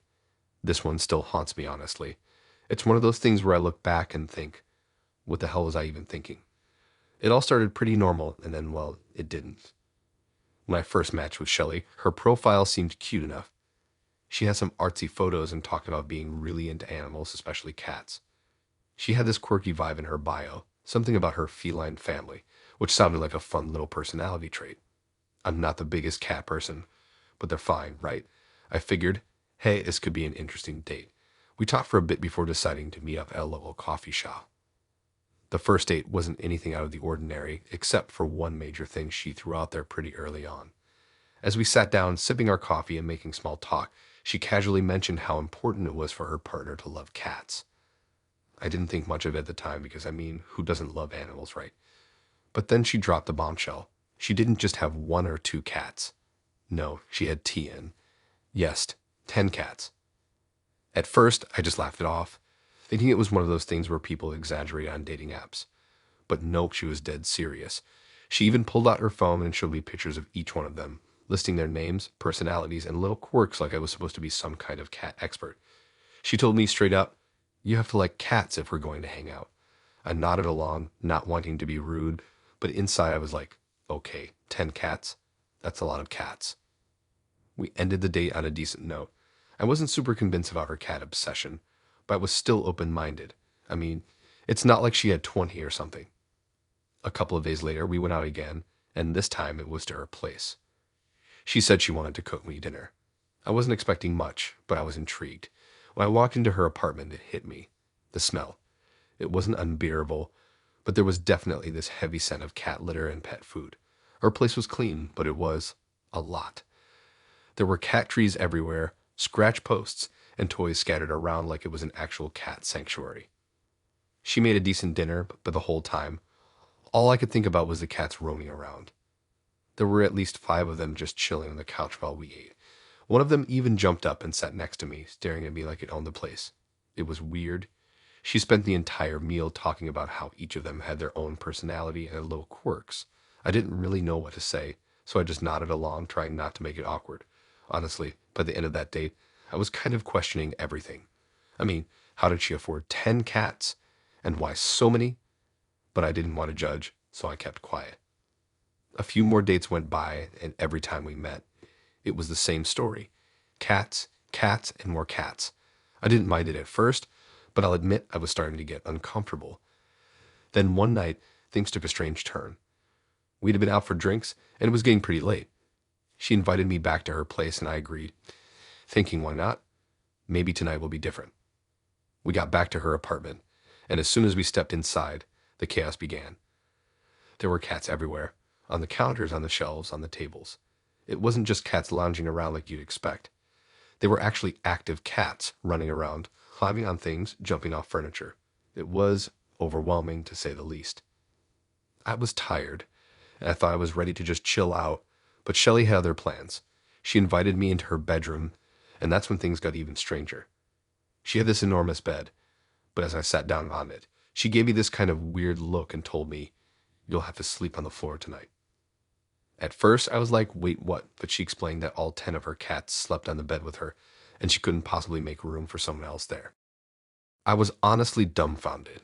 I mean, I get it, she loves her cats, but seriously? 10 cats on the bed, and I was supposed to sleep on the floor? She wasn't kidding either. She laid down in her bed with all the cats crawling over her, purring and just being cats. There was barely any room left on the mattress. I stood there for a second trying to figure out what to do. She looked at me, expecting me to just roll with it, but I wasn't sure how to react. Part of me wanted to leave, but I didn't want to be rude. I wasn't ready to bail on the date just yet, so I sat on the floor awkwardly, not knowing what to say. For the next few hours, I tried to sleep on the floor while the cats made themselves at home in the bed. Every time I closed my eyes, I could hear them scratching or jumping around. One of them even jumped down at one point and started sniffing my face.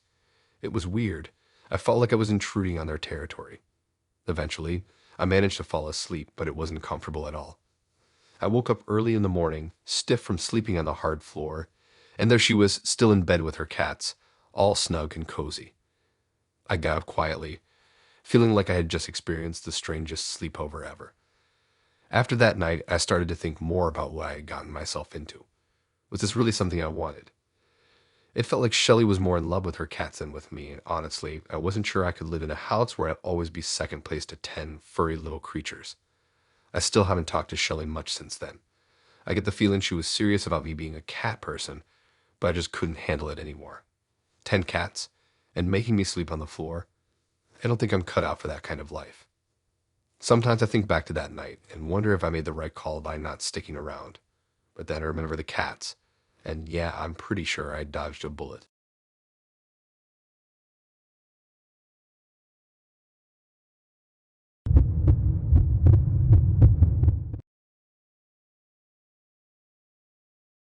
I honestly didn't think my first Tinder date would turn into a whole mess of confusion, but here we are. I matched with Sam, and after chatting for a few days, we decided to grab coffee at this cute little cafe downtown.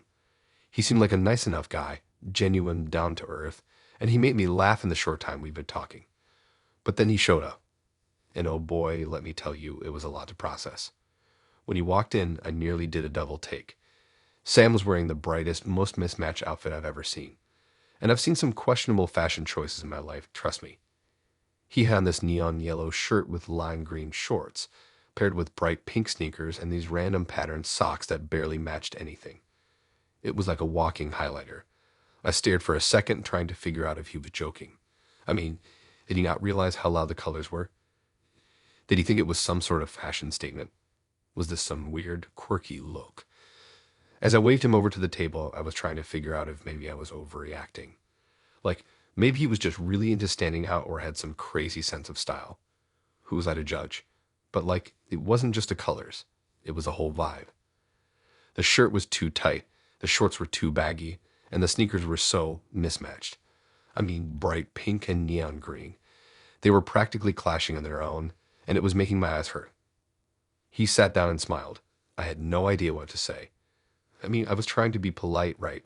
But the first thought in my head was, how does someone not know this is a nightmare of an outfit? We started talking, and I swear to God, it was like he had zero awareness of how out of place his clothes were. I know this sounds petty, but at the same time, how do you not realize you look like you're in a walking rainbow that just exploded? Sam seemed genuinely at ease with himself, which made me feel a little guilty for even noticing. Maybe I was overthinking it. After all, it wasn't like he was a bad person. He was nice, funny, and seemed really interested in getting to know me. So I asked him how his day had been. He went into this whole story about a work project he was working on and how he'd been up all night working on a deadline. All the while, I kept glancing at his outfit, feeling like something was off, but not wanting to be rude. But then, out of nowhere, Sam casually mentioned that he had been colorblind his whole life. I froze for a second. Colorblind. Wait, what? It hit me all at once, and my brain struggled to make sense of what he just said. Sam seemed so casual about it, like it was no big deal. I mean, I'd read about colorblindness before, but hearing it from someone right there in front of me made me realize how little I really understood about it. He explained that you could see colors, but they always looked different. Like a certain shade of green could look like yellow to him, or blue could look like purple. It's something that I guess a lot of people don't really think about unless they experience it firsthand. But hearing it from him, I finally understood why his outfit looked like that. He said he thought his clothes were totally fine. He thought the shirt was a nice shade of green, the shorts were more of a neutral color, and the shoes. Well, he just liked how they felt, so he grabbed them without even thinking twice. Apparently, his friends had told him they were bright, but he just never really saw it that way. To him, the colors were all normal. Suddenly, everything clicked. I wasn't looking at some guy who had zero sense of style. I was looking at someone who genuinely couldn't see what everyone else saw. He had no idea the neon yellow and green were literally blinding me. He didn't know the shoes clashed with the rest of his outfit. To him, it was just a normal outfit, just like any other. At that point, I wasn't sure how to react. I didn't want to make him feel self-conscious or embarrass him, but at the same time, I was sitting there feeling like I had a neon sign flashing in front of me saying, "This is a disaster." We continued talking, but the whole time I couldn't shake the weird feeling that the date was spiraling. Not because of him or anything he said, but because of what I couldn't unsee. I kept trying to focus on the conversation, but all I could think about was how bright his outfit was. It was like he was walking around with a literal visual handicap, and it made everything else feel surreal. Like here I was trying to have a normal conversation, and yet I felt like I was in some alternate universe where fashion rules were turned upside down. After a while, I could tell he was noticing that I was distracted. He kept asking if everything was okay, and I told him, yeah, it was fine. But honestly, I was just caught in this mental loop. What do you even do in a situation like this? Do I tell him his outfit is a literal eyesore to me, or do I just suck it up and let him be? Do I play it cool and act like I didn't notice? I kept trying to redirect the conversation. We talked about movies, our favorite foods, where we grew up. Anything to keep the day going without making it weird. But the longer I sat there, the more I realized I couldn't just ignore it. Sam wasn't some arrogant jerk who was trying to make a statement with his outfit. He wasn't trying to be outlandish. He just had no idea. And that was what made it even more uncomfortable for me. It wasn't his fault, but I felt trapped in a situation I couldn't fix. Eventually, the date ended. I said goodbye, and we both went our separate ways. I felt bad, like maybe I was being shallow or petty, but I couldn't help it. The whole time, I was thinking about how different the world looked to him, how he genuinely had no clue what he was wearing. I didn't text him after that, and to be honest, I think it was because I couldn't shake the awkwardness. It wasn't his fault, but it was just too much for me to handle. I guess I'll never forget that night. Sam was a nice guy, but I wasn't ready for the colorblind experience that came with dating him.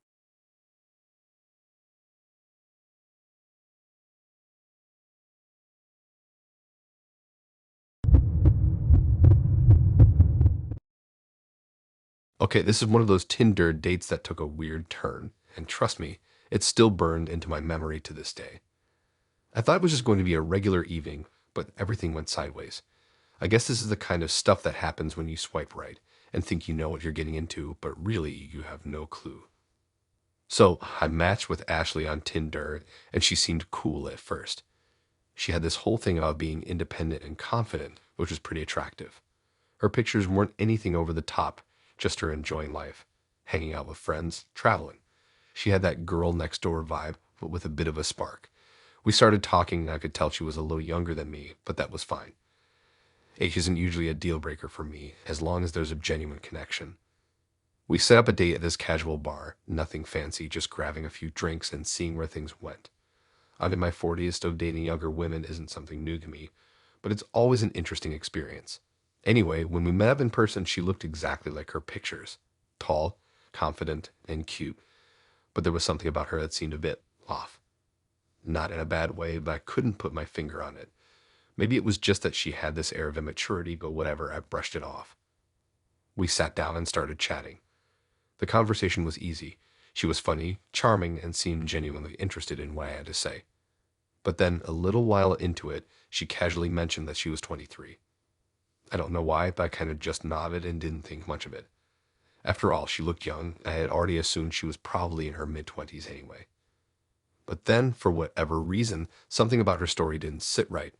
She had mentioned earlier that she was into fashion and had a lot of success running a boutique, which seemed impressive. But when I did the math in my head, I realized that she couldn't have been in her early 20s and been running a business for that long, right? So I asked her directly how old she actually was. She laughed and told me she was 21. Not exactly a huge difference, but it was a little jarring. I guess I was assuming she was older based on how mature she seemed. At first, I didn't mind. 21 wasn't that big of a difference. I'd been on dates with women in their 20s before, and I figured I could handle it. But then, as we kept talking, I started to feel like maybe she was hiding more than just her age. She was still pretty vague about certain details: her job, her family, her past. She changed the subject quickly if anything got too personal. But again, I didn't think much of it. Maybe she just wasn't into sharing that kind of stuff right off the bat. A couple more drinks in, and we were laughing, and the vibe was still good. I honestly thought the night was going to end on a high note. We decided to call it a night, and I offered to walk her back to her place since she didn't live too far. She agreed, and we left the bar together. Everything was going smoothly until we reached her street, and that's when things started to get weird. As we were walking toward her apartment, I noticed this older guy sitting in a car parked nearby, just staring at us. He looked angry, like he was waiting for something or someone. It wasn't a big deal at first, but as we got closer to the apartment building, he suddenly got out of the car and started walking toward us. I didn't think much of it at first. Maybe he was just a random guy, but then Ashley's expression changed. She went pale and immediately stopped walking. I looked at her, and she looked at the guy in a way that made my stomach twist. I had no idea who he was, but the whole situation felt strange. The guy kept walking towards us, and I could see his jaw tightening as he got closer. I'll be honest, I was starting to feel a little uncomfortable. I was about to say something, but before I could, the guy was right next to us, and then it hit me. That guy was her dad. I was still processing that information when he started yelling. He didn't even ask questions, just started calling me names and accusing me of all sorts of things, saying I was taking advantage of his daughter, and that I had no business being around someone as young as her. At first, I was confused. I was like, wait a minute, we're just walking back to her place. Why is he acting like this? But then it hit me. Ashley hadn't exactly been honest with me about her age. I think that's when her dad snapped. He just started getting in my face, telling me to stay away from his daughter. He was shaking with rage, and here I was caught in the middle of it, completely blindsided. I kept trying to explain that I had no idea she was so young, that we'd just been out for drinks and having a good time, but the guy wasn't hearing any of it. At this point, I didn't want to escalate things any further, so I told Ashley I was just going to go, but her dad wasn't done yet. He grabbed me by the collar and shoved me backward, and before I knew it, I was on the ground, trying to protect myself from whatever was coming next. Thankfully, nothing got too violent that the guy was pissed. His daughter was standing there, not saying anything, just watching the whole thing unfold. Finally, after what felt like forever, Ashley's dad backed off, and I got up and dusted myself off. He stormed back to his car, not saying another word. Ashley didn't apologize or seem fazed by the whole thing. She just told me to be careful and that I should go home. I was so confused. Did she expect me to stick around after that? Was that just normal for her? I told her I was done and I left. The whole walk home, I kept replaying the situation in my head, trying to make sense of it. Had she lied to me about her age the whole time? Did she know her dad would react like that? It didn't sit right with me, and I felt dumb for not catching on sooner. Anyway, I haven't heard from Ashley since that night. Honestly, I'm not sure if I want to. The whole situation left a really bad taste in my mouth. I guess the moral of the story is to really pay attention to the details and trust your gut, because I sure as hell didn't.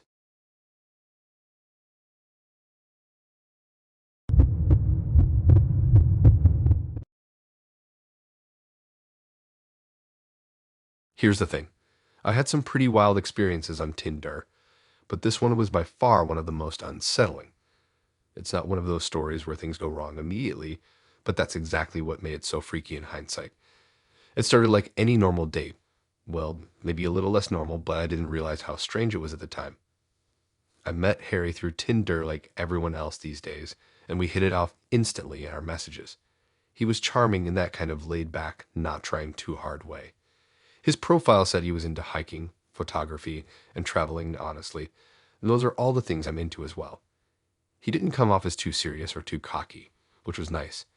You know how some people make everything sound like an attempt to impress? Harry wasn't like that. He seemed chill, grounded. So we set up a date. We met at a small cafe in the city. Nothing fancy, just a place with good coffee and cozy vibes. I was actually really excited. The whole date was low-key, which made me feel comfortable. We talked about everything under the sun, our childhoods, our favorite books, random facts we thought were interesting. I don't know, it was one of those first dates where everything just flowed easily, and we actually laughed about stupid stuff. But then he said something that caught me off guard. He casually mentioned that he went to a private school and had done loads of drugs during that time. I mean, I've heard people talk about their pasts, but this was different. He didn't seem ashamed about it, like he was just throwing it out there to be vulnerable or whatever. He then went on to say that he was clean now and had been for a while. It was almost like he was proud of it in a weird way. At first, I didn't think much of it. A lot of people had done some dumb stuff when they were younger. Hell, I'd been in my share of embarrassing situations, but something about the way Harry said it stuck with me. It was almost like he was testing the waters to see if I would judge him. But I didn't. I told myself it was fine. People change, right? We kept seeing each other over the next couple of weeks, and everything seemed to be fine. We hung out, went for walks, had dinners. Things were going pretty smoothly. I didn't think about the whole drug thing again. He seemed to be genuine, and he was really easy to be around. But then one night, things started to feel off. It was just a weird little moment, but it threw me off. We were at his apartment, and we had just finished watching a movie. He offered me a drink, and I said sure, but I noticed something on the coffee table that caught my eye.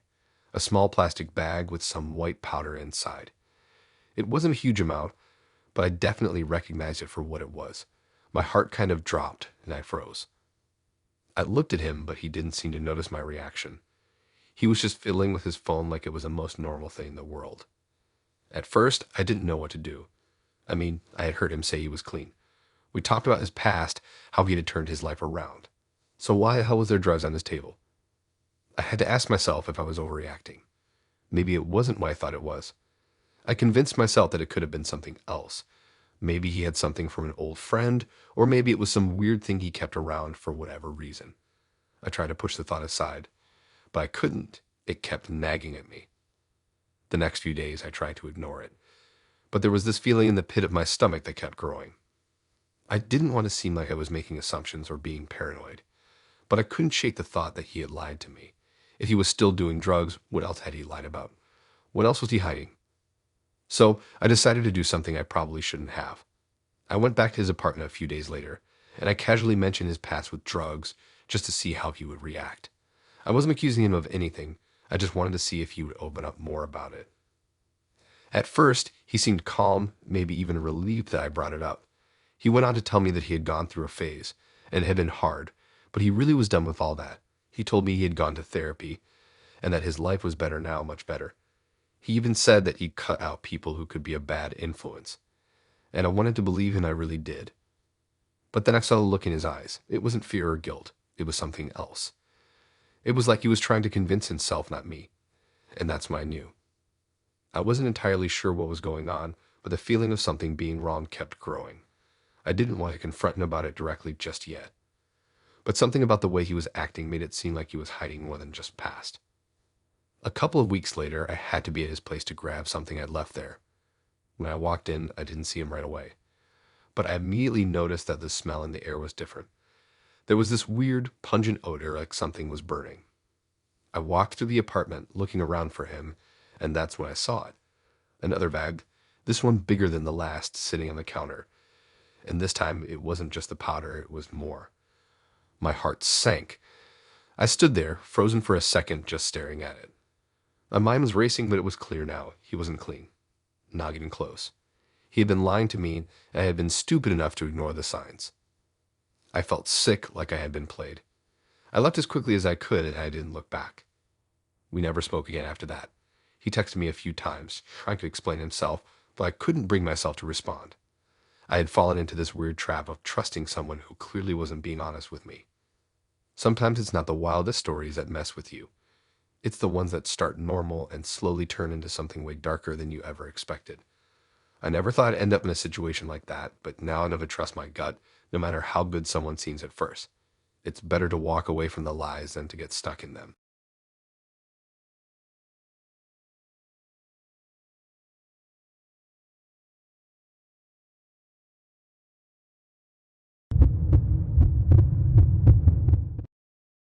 I thought I'd signed up for a fun night, a simple Tinder date with a girl named Gina.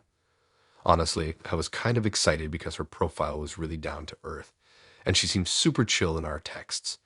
Nothing too out of the ordinary, just some casual chatting about our favorite shows, music, and what we like to do on weekends. She wasn't trying to sell me a fake persona or anything, which honestly I appreciated. We agreed to meet at a cute little bistro downtown. It had a cozy vibe, kind of dimly lit with soft music playing in the background. The kind of place where you could hear yourself think, but not too quiet. It felt perfect for a first date. I showed up a little early like I always do and grabbed a table for two near the window. I wasn't sure what to expect, but she was attractive in her pictures, so I wasn't nervous. I've been on enough dates to know it's all about just being yourself. Gina showed up right on time. She was wearing a simple red dress, and her hair was pulled back into a ponytail, which kind of gave her this effortless vibe. She was pretty, I'll give her that. But there was something off about her the moment she sat down. She smiled, and we started chatting, but she seemed distracted. She kept glancing over at this guy sitting alone at a table on the other side of the restaurant. He was just sitting there drinking a beer, looking like he didn't have a care in the world, and she kept looking at him. At first, I thought it was just me being paranoid. Maybe I was overthinking things, but as we continued talking, it became more and more obvious. I'd be mid-sentence, talking about something stupid like how I lost my wallet the other day, and she'd suddenly zone out and look over at him again. Her eyes were locked on him, like she was waiting for something to happen. Maybe I was just overanalyzing it, but I couldn't help feeling awkward. So I decided to ignore it for a bit and went along with the conversation. I asked her about her work, her hobbies, whatever I could to keep her engaged. And for a while, it worked. But then, after a couple of minutes, she just stopped mid-sentence and looked straight at me. She had this weird smile on her face, almost like she was about to say something crazy. And that's when she asked me to do something I never thought I'd be asked to do on a first date. She wanted me to be her wingman, for the guy at the other table. I honestly froze for a second. Was she serious? I looked over at the guy she kept staring at, and I didn't recognize him.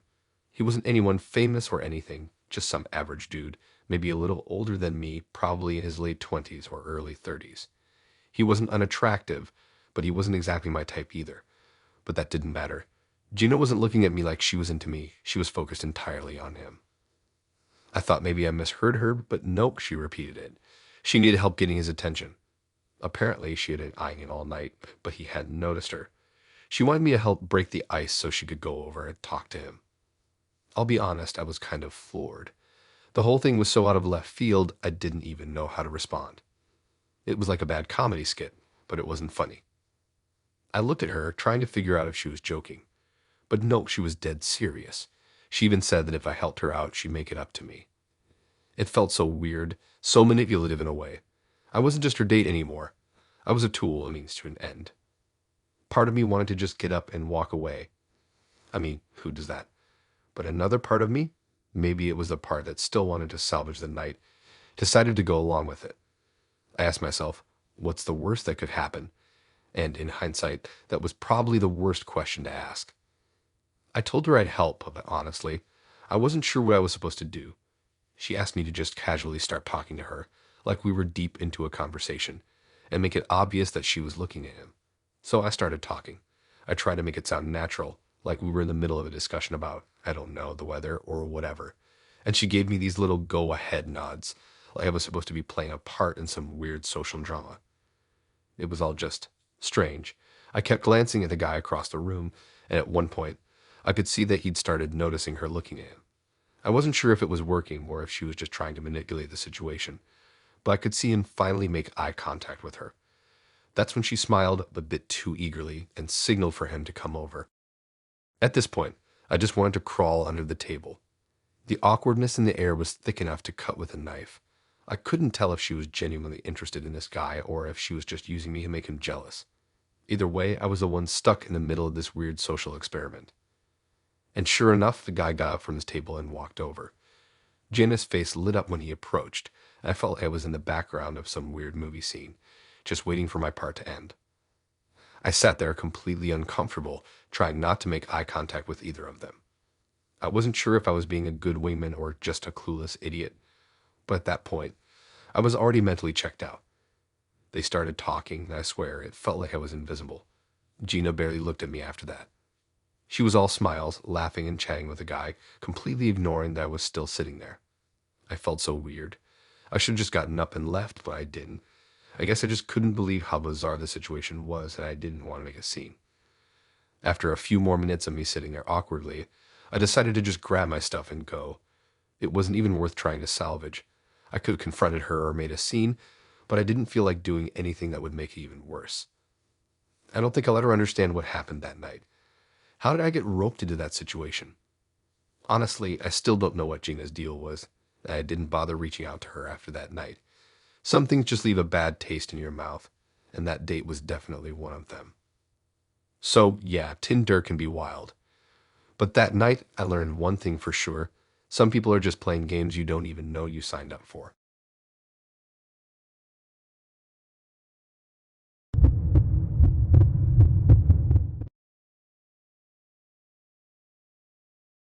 I still can't believe this happened.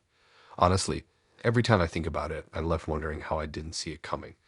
It started off like a cute Tinder date. Nothing weird, nothing out of the ordinary. Or so I thought. Phil's profile was pretty chill. He had a few outdoor pics, riding horses, hiking, and just generally looking like a fun guy. He seemed nice enough when we first started chatting, and after a few days of texting, we decided to meet up. He suggested going horseback riding, which I thought sounded like a great idea.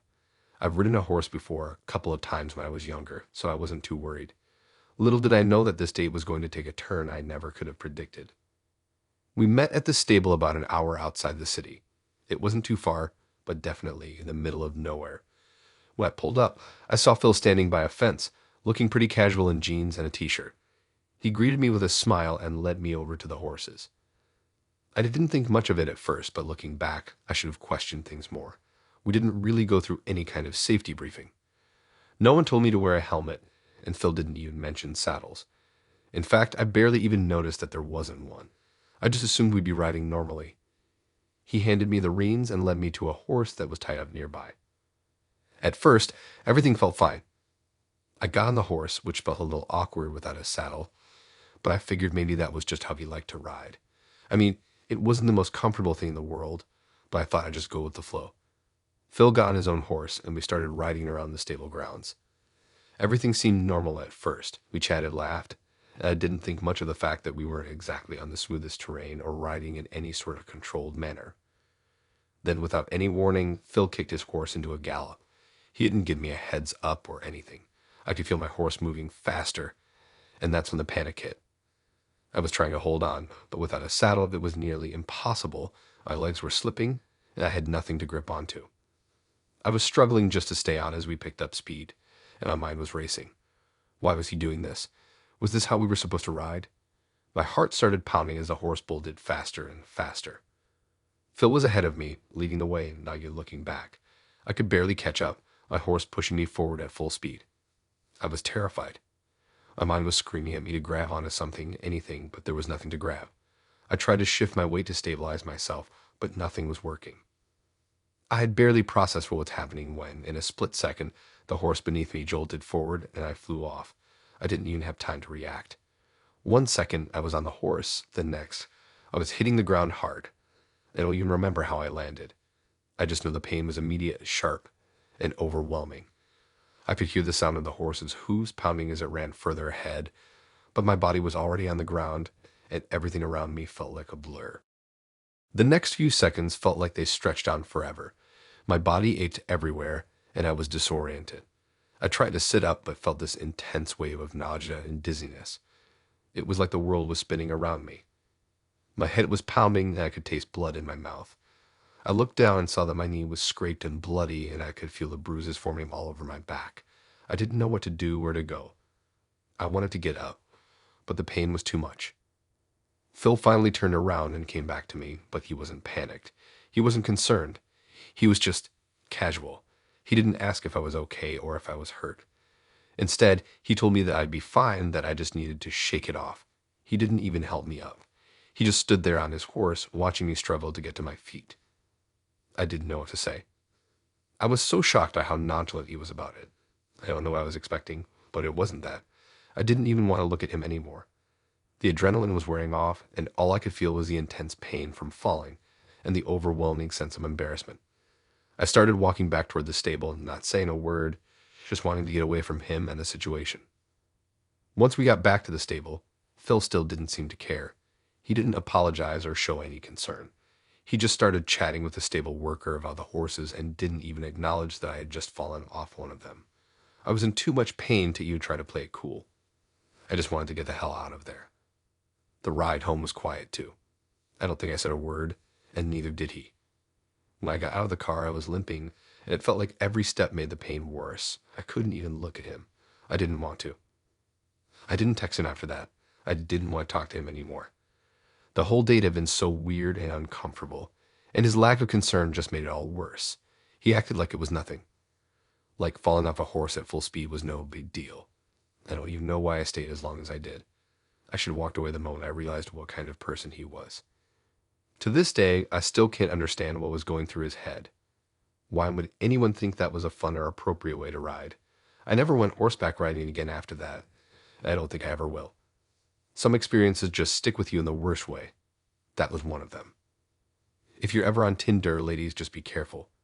There are definitely some red flags you might not see coming.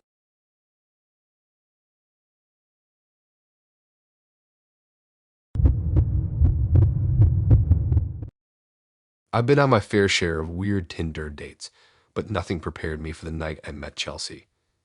You know how it goes. You swipe, you match, you talk for a few days, and then it's time to meet up. Chelsea seemed really cool. We had great conversations, laughed a lot, and she seemed pretty normal, which is exactly what I was looking for. I had no idea that a simple invite to her place would end up being one of the creepiest things that ever happened to me. It was supposed to be a casual hangout. She told me she wanted to cook dinner for me and that we could just chill, maybe watch a movie or something. Honestly, I was excited. I hadn't been on a good date in a while, and Chelsea seemed down to earth, so I thought, why not? We exchanged addresses and I made my way to her apartment. It was in a nice area, nothing too fancy, but definitely somewhere you could tell she had her life together. When I arrived, everything seemed pretty normal at first. I knocked on her door, heard footsteps coming from inside, and then it swung open. Chelsea was standing there with a huge smile, looking as cute as she did in her photos. She invited me in, and as I stepped inside, I immediately noticed something off. It wasn't anything major at first, just a vibe, but it felt a little off. She led me into her living room, which was cozy, and we started talking as she finished getting the food ready. I was looking around trying to make small talk when I noticed a pair of shoes by the door. They were definitely not hers. They were big, heavy boots, something a guy would wear. I thought maybe it was her roommate's, but she never mentioned having a roommate. I figured it was no big deal and tried to brush it off, but the longer I sat there, the more I couldn't ignore it.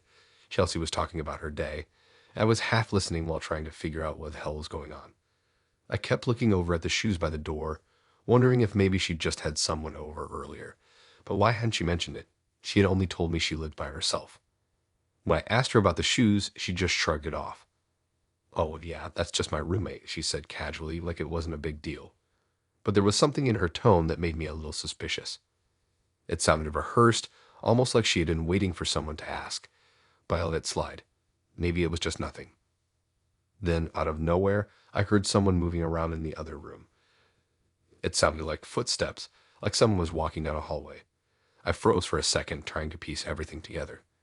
Chelsea didn't seem to react, so I assumed it was a roommate. But when I saw the figure come around the corner, my heart stopped. It was a guy, and he looked suspiciously familiar. Too familiar. The guy was tall and in his 30s with dark hair. He was wearing a worn-out hoodie and sweatpants, but his face, that was what threw me off. His face looked exactly like someone I'd seen before, and the more I looked at him, the more I was convinced. He looked just like Chelsea's ex. I don't know how to explain it, but something in the way he walked, the way his eyes looked, made me feel like I was watching a ghost. I tried not to stare too much, but I couldn't help myself. I kept glancing between Chelsea, the guy, and the shoes by the door.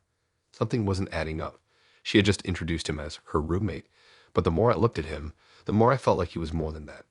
Was I just being paranoid? Maybe he really was just her roommate. But then why did he look exactly like her ex? Was she trying to hide something? At this point, I didn't know what to do. I wasn't about to make a scene, but I felt incredibly uncomfortable. I could feel the tension building up in the room, and the weird energy from the guy, who kept glancing at me and then looking away, was making me second-guess everything. Was Chelsea lying to me about something? Was she trying to make me jealous? Was she still involved with this guy and was just some kind of distraction? Chelsea quickly walked over to the guy and started talking to him in a quiet voice, like they were in on some private joke. I caught a few words, but it didn't make any sense. I felt like I was in the middle of some weird movie scene, except this was my real life. I was here trying to enjoy a date, and there was some random dude who looked like her ex lurking around the apartment. I tried to ignore it, I really did. I smiled awkwardly and kept making small talk with Chelsea, but my mind kept going back to the guy. There was something about him that just didn't sit right with me. I started asking more questions about her roommate. I wanted to know how long they'd lived together, if he was just a friend, or if they'd known each other for a long time. She seemed uncomfortable, but she answered my questions without hesitation, saying that he'd been her roommate for a few months, and that's all. He was harmless, she said. But as the night went on, the way she kept looking at the guy like they shared some secret was starting to get to me. I didn't want to be the guy who overreacts, but everything about the situation felt wrong. The whole vibe in the apartment was just weird. Eventually, the guy left. He said something about having to get up early, but I barely heard him. I was still trying to process what had just happened. Chelsea seemed to relax once he was gone, but I couldn't. My stomach was in knots. What was the deal with that guy? Why didn't she tell me he was her ex? Why did he look so out of place in her apartment? I stayed for a little while longer, but my mind was racing. I couldn't focus on anything she was saying. All I could think about was the guy, the shoes, and the way everything felt like a setup. When I finally left, I didn't text her again. I didn't know what to think. Was I overreacting? Was it all just a coincidence? I have no idea what really went down that night, but I knew one thing for sure: I wasn't going to be seeing Chelsea again. Something was off, and I didn't need to stick around to figure out what it was.